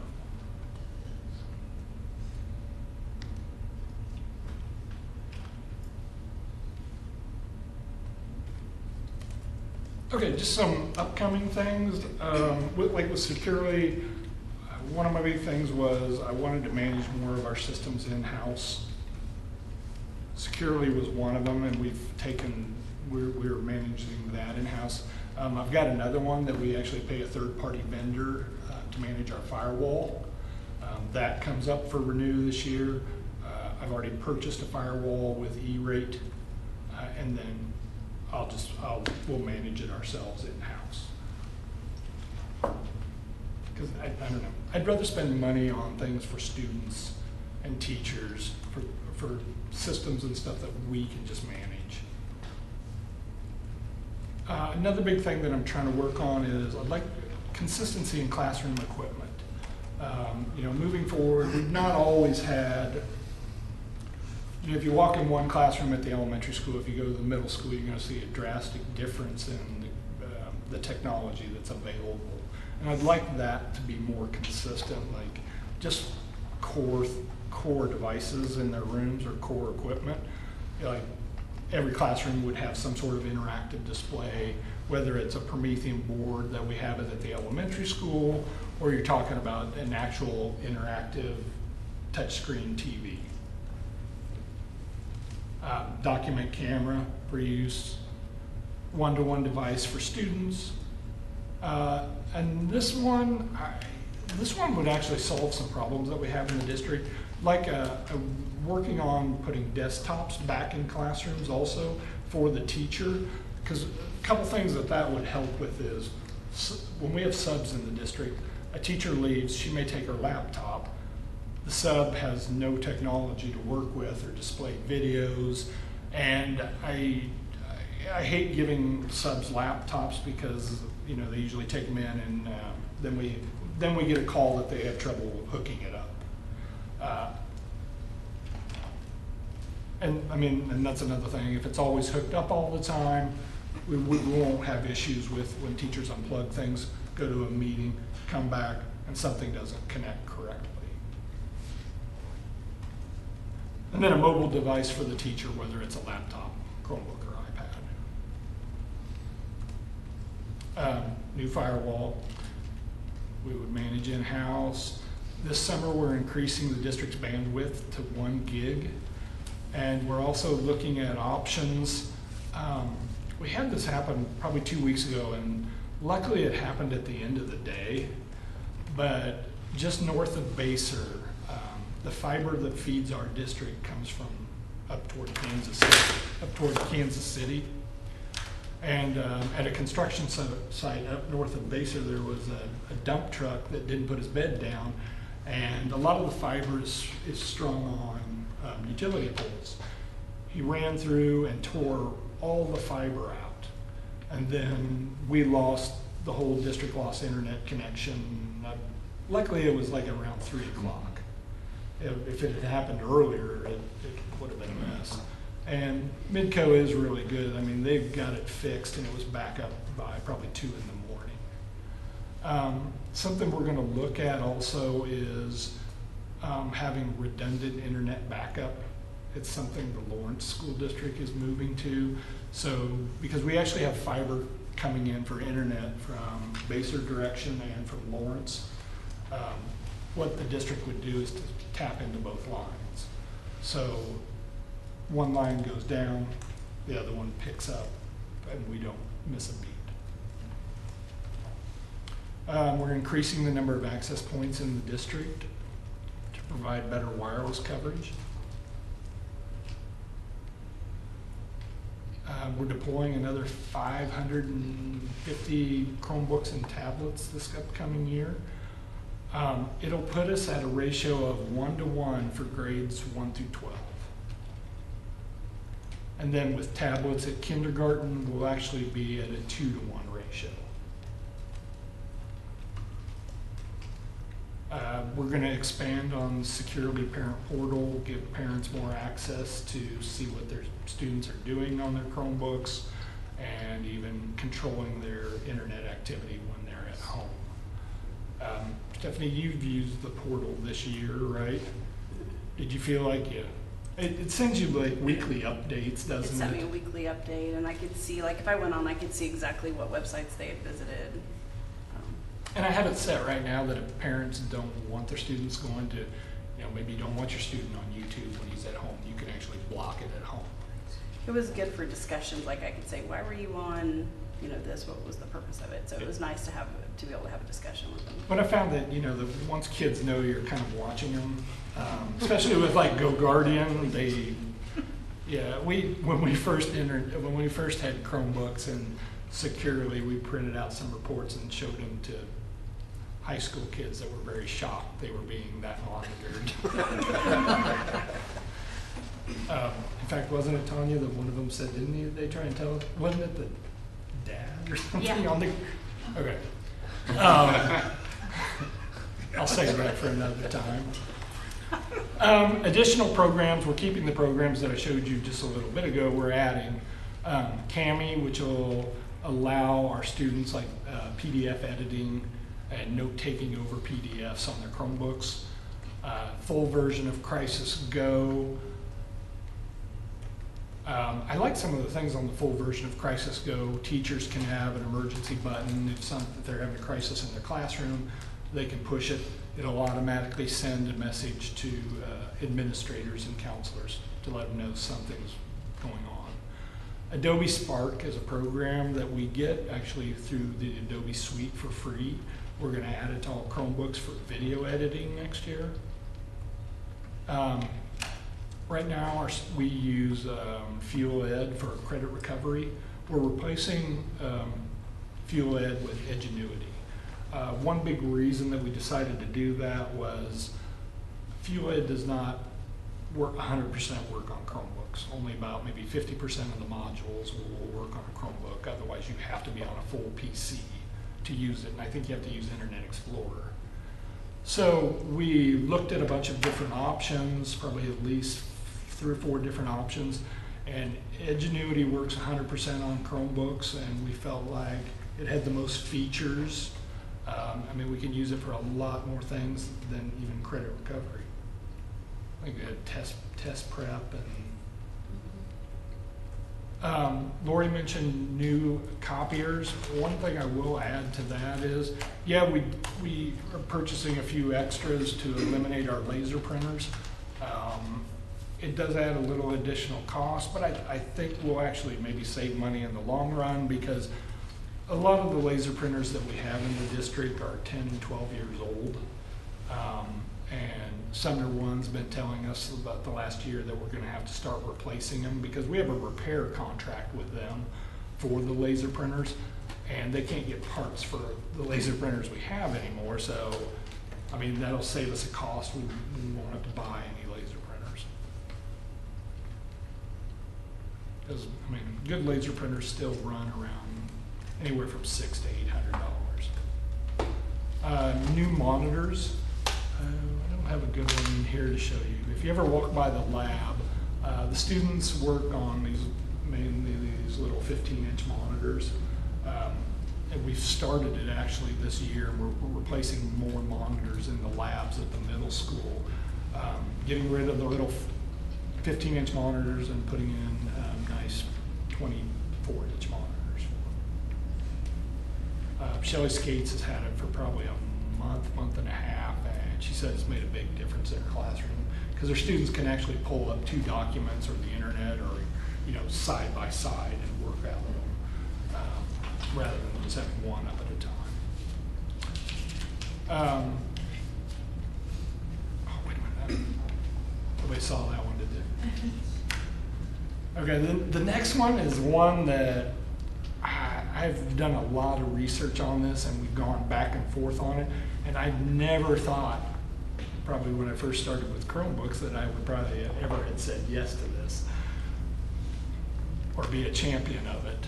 But after looking at it and talking to other districts about it, the pros are way outweigh the cons on it. High school students actually had the option of taking home their Chromebooks this summer, during the summer. I mean, we just found there was a lot of reasons for it. Expanded educational opportunities. We have summer school going on, driver's ed, the kids need them. We have teachers that set up Google Classrooms, especially for our AP classes. They expect the students to be, you know, getting into the Google Classroom and doing things before even the school year starts.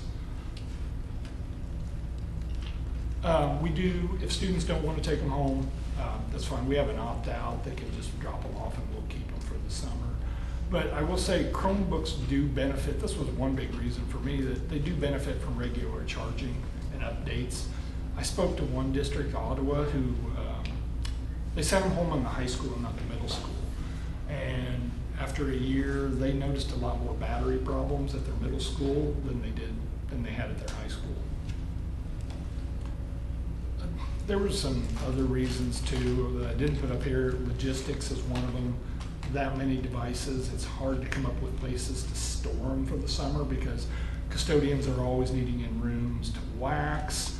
And we found when we would collect the high school, you know, we were always having to move them and moving 600 Chromebooks. And there was not a lot of secure places in the summer either. You know, Chieftain Room was always being used for things. And I had one district actually bring up the fact, one reason that they did it was infestations. They, you know, we've had a Chromebook or 2 turned in our middle school that had bed bugs, and in the case.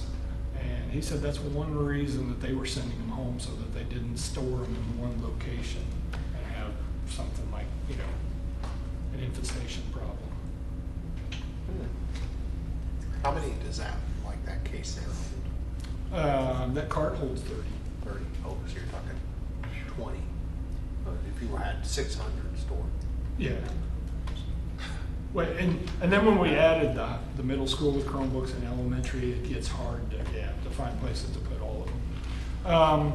A 1-to-1 rotation. So I've been working on this for a while. Also, I've looked at a lot of different districts and 1-to-1 rotations that they use. And I've met with Lauren and Tanya about this and showed them my idea. And what we're working on is, you know, I think a lot of districts jump into Chromebooks and don't have a rotation, and it gets to be a problem. Our rotation, and it'll be hard to read this, but what it basically is in grades 1, 5, and 9, we would give a new Chromebook to every year.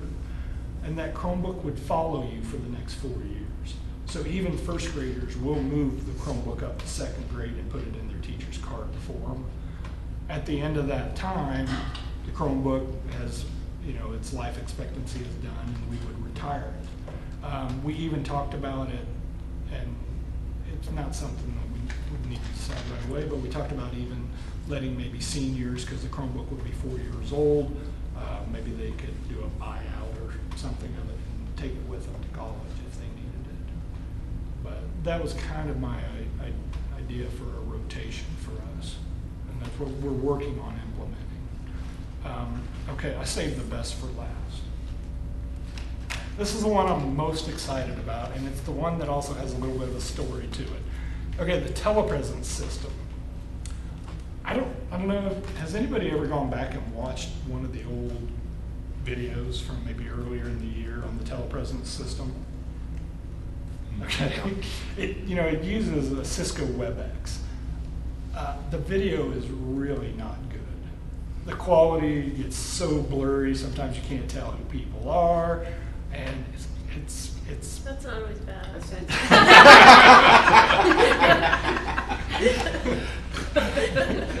What I didn't like, I couldn't edit it. It's not editable file. I couldn't post it on YouTube. It was very restrictive. You had to use Cisco's.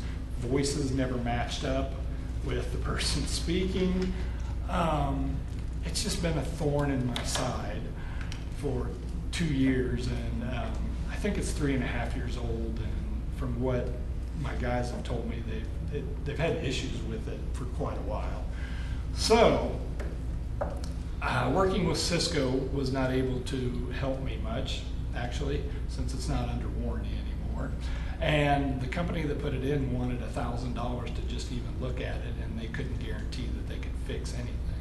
So I thought, well, there's got to be a better way to do this.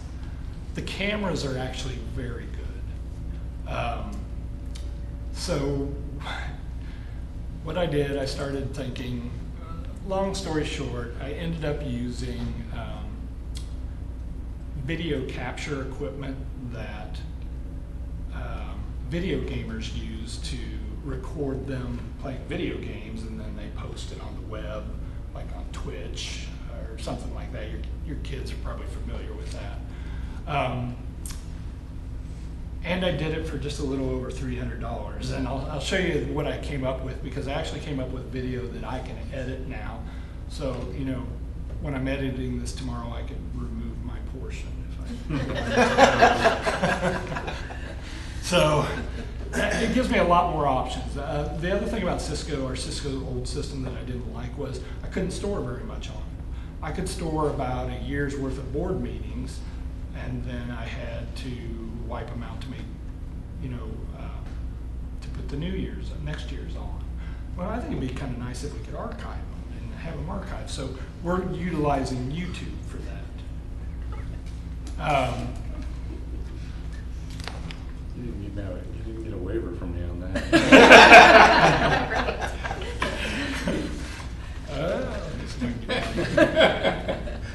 So this started out with, I created a YouTube channel for the district, and it's kind of blossomed into some other things that I'm going to show you in just a second.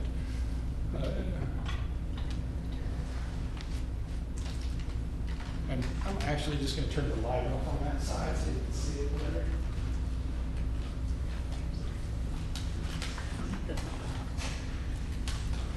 Because I don't feel like I'm giving the projector does it justice.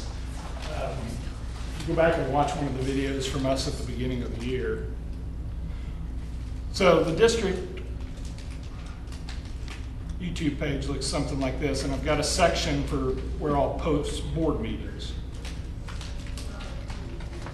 And our board meetings. And I'll show you a little trick with YouTube. If you still think it doesn't look good, if you go down to settings, and where it says auto, get rid of the auto and just go up and actually choose 1080. Usually will improve the picture. So what I've been able to do is improve the video quality of it and actually overlay any kind of presentations that are being done. This is from the last special board meeting where they were presenting slideshows, and I was actually able to just overlay it over the top. And if you go back to the beginning of the video, it's It's not actually there yet, but the minute they start presenting, I overlaid it. So it just gives me some options to do some really kind of cool things, and plus we'll be able to just store all of our, I won't have to remove any of them. So it'll act as kind of an archive also. So That link's out on the website, I guess. not yet, we'll put it out there. So we've also added, so what this has blossomed into is, this is hard to do on extended view.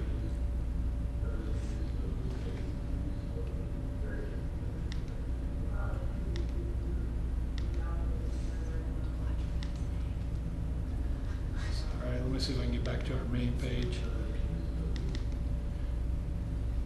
Okay, we've also added here for live streaming, so when commencement's going on, live streaming for it will be here also. We also added, Construction turf? well, I guess it's probably not gonna be very good right now because It's dark. it's dark. Darn it, I was hoping I was presenting when it was light and I could, yeah, there, you can see it. But if you go there during the daytime, you can actually see a live stream of the turf project going on. Some of the teachers are showing it in their classrooms. Really? Yeah. Yeah, that's cool. Yeah. Yeah, it's pretty neat to watch. So I'm sure we'll dream up some other things to add to that, but I wanted to show you guys that. We will have on the main website, I think what I'm gonna do is on your left-hand side on our website, you see quick links. I'm just gonna add a quick link for the district YouTube channel so people can easily get to it. And Can they do this see for what's like going some on. of the sports? I mean, I know there are different people that put sporting events on either Facebook or YouTube, like parents have tried in the past, but I mean, like, the baseball games last night were pretty exciting, I hear, or, I don't know. Yeah, there's no reason why we can't live stream this. Somebody at state or some big event at the Like last soccer. 3 minutes. Soccer does that too. You can watch it. In the past, you've been able Yeah, to watch Dave like always the did away it. soccer games. Yeah.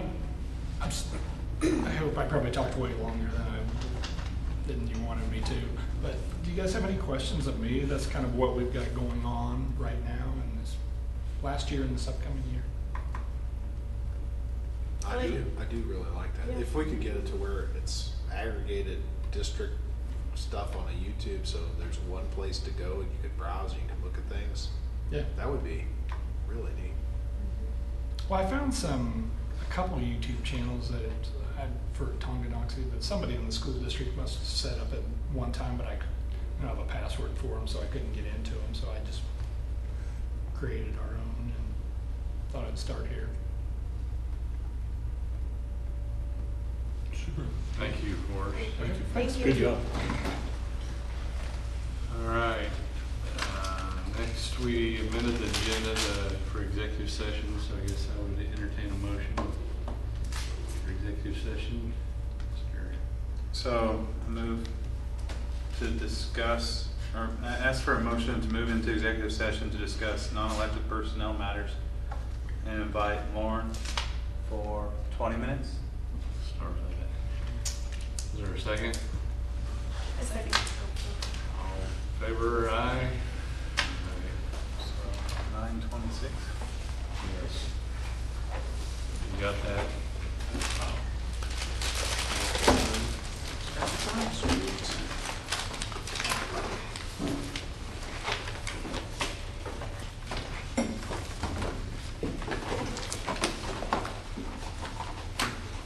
Can I make a motion that next time we have a meeting, we order pizza? Maybe. Do better time management. All right, we'll call the meeting back to order. We're on executive session. Based on the discussions in executive session, I would like to propose that the superintendent's contract be amended to allow for the payment of, well, let's see, I want to phrase this. I would like to amend Lauren's contract for the 2018-19 school year to allow for the cash out of vacation and then have a review of the contract for future consideration, and also the contract for the assistant superintendent for similar consideration in the, going forward. Is there a second? Is there any discussion? She said. Second. Is there any discussion on the motion? All in favor? All opposed? Motion carried 5-1, or 6-1, excuse me.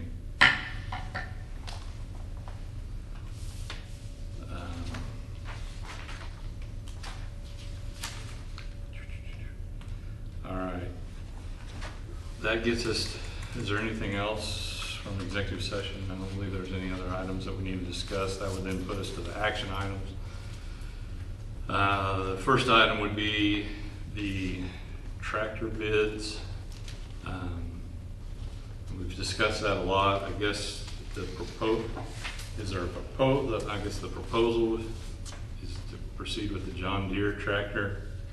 Is there any further discussion on that? We had some discussion about testing it and holding off on that, or what?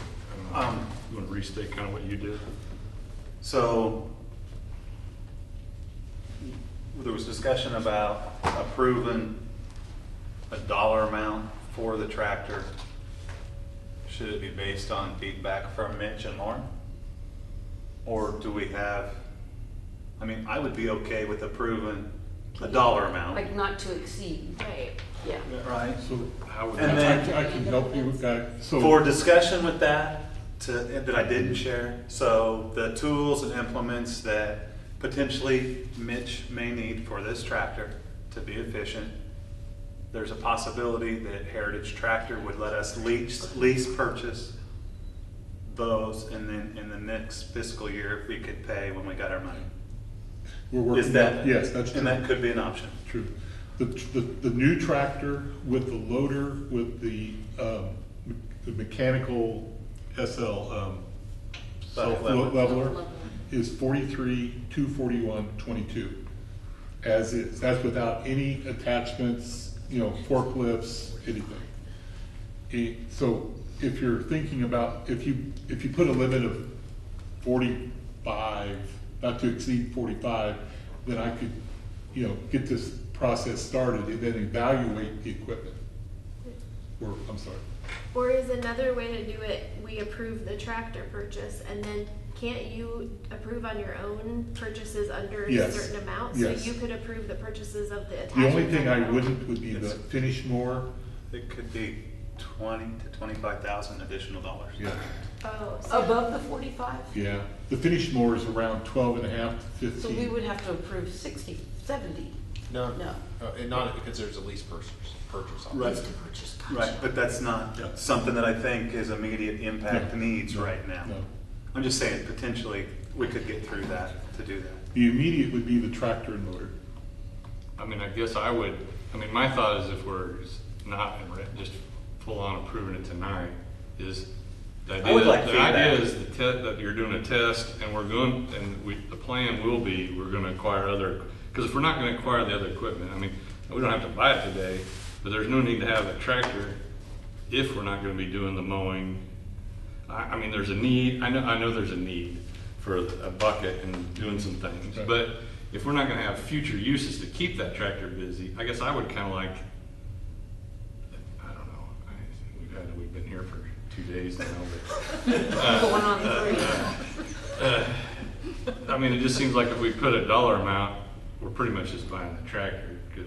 I mean, I guess I personally think that there needs to be some discussion after we demo it. That's just my That's fine. recommendation.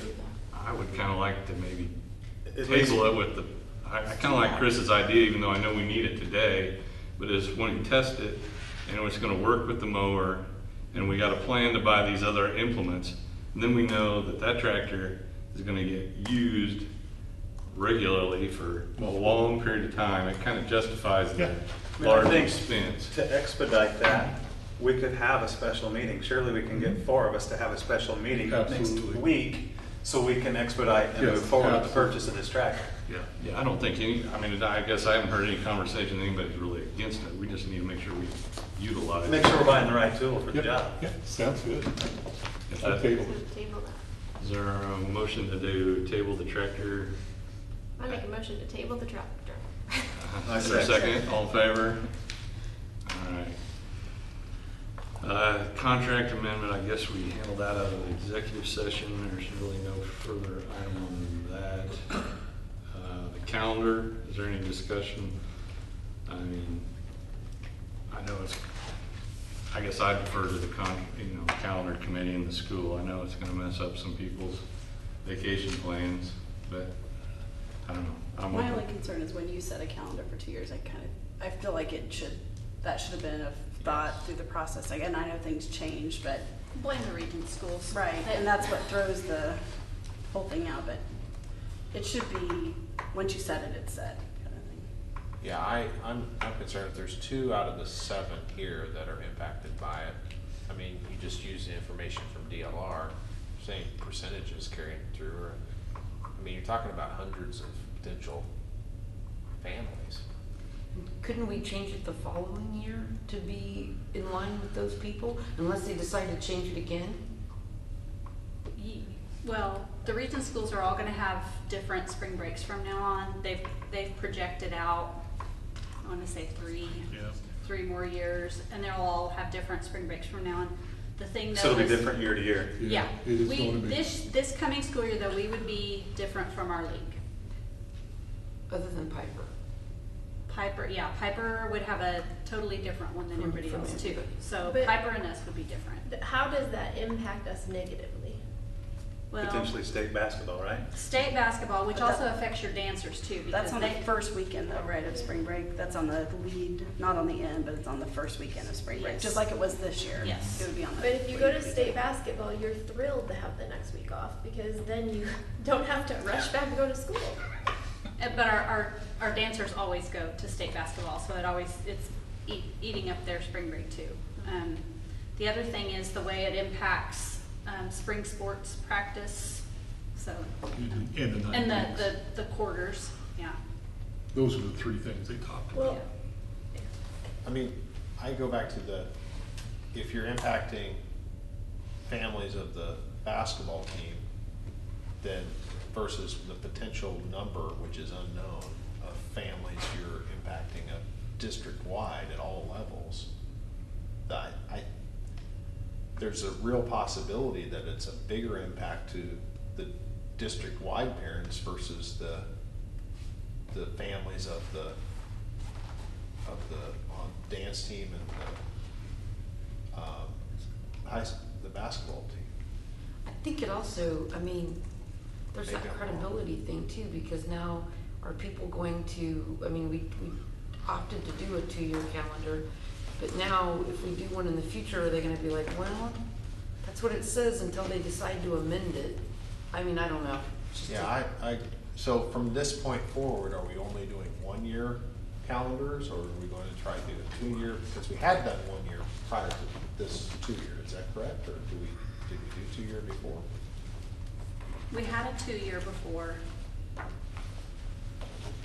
And I think maybe we had a 1 year in there and then we went back to the 2 years, I think. Well, is there a motion out there? I would make a motion to stay with the calendar that we have and not amend it. Is that a motion? I don't know if it's properly worded, but. The one that's presented? No, the one that's presented is I That's the change. would, my motion would keep the calendar as it's set now. It would not amend it. Is there a second? I second All right, any further discussion? If not, all in favor of the motion, raise your right hand. 3, 4, 5. Opposed? Motion carried. So calendar will not be changed. Chromebook purchase. Anything to present on this? I know we had a whole list of, it's just an update or replay. I don't know if it's to expand. Is this just replacing, is there a normal rotation? This would be addition to, yeah. I'm sorry, go ahead. We're eliminating old laptop carts that we have right now in the primary grades. All right. Is there a motion to approve the Chromebook purchase? Make a motion to approve the Chromebook purchase. Is there a second? I second it. All right, all in favor, raise your right hand. All right. Motion carried, 6 or 7-0. I can't ever remember their 7 of us. All right, general board discussion. I think we've had plenty of that. But I do have one item, and I will be very brief. If you're not aware, or I've tried to share this out there, the deadline for filing for election for next year, for those whose term is expiring, is June 3rd. I guess I thought it was June 30th, but it's June 3rd.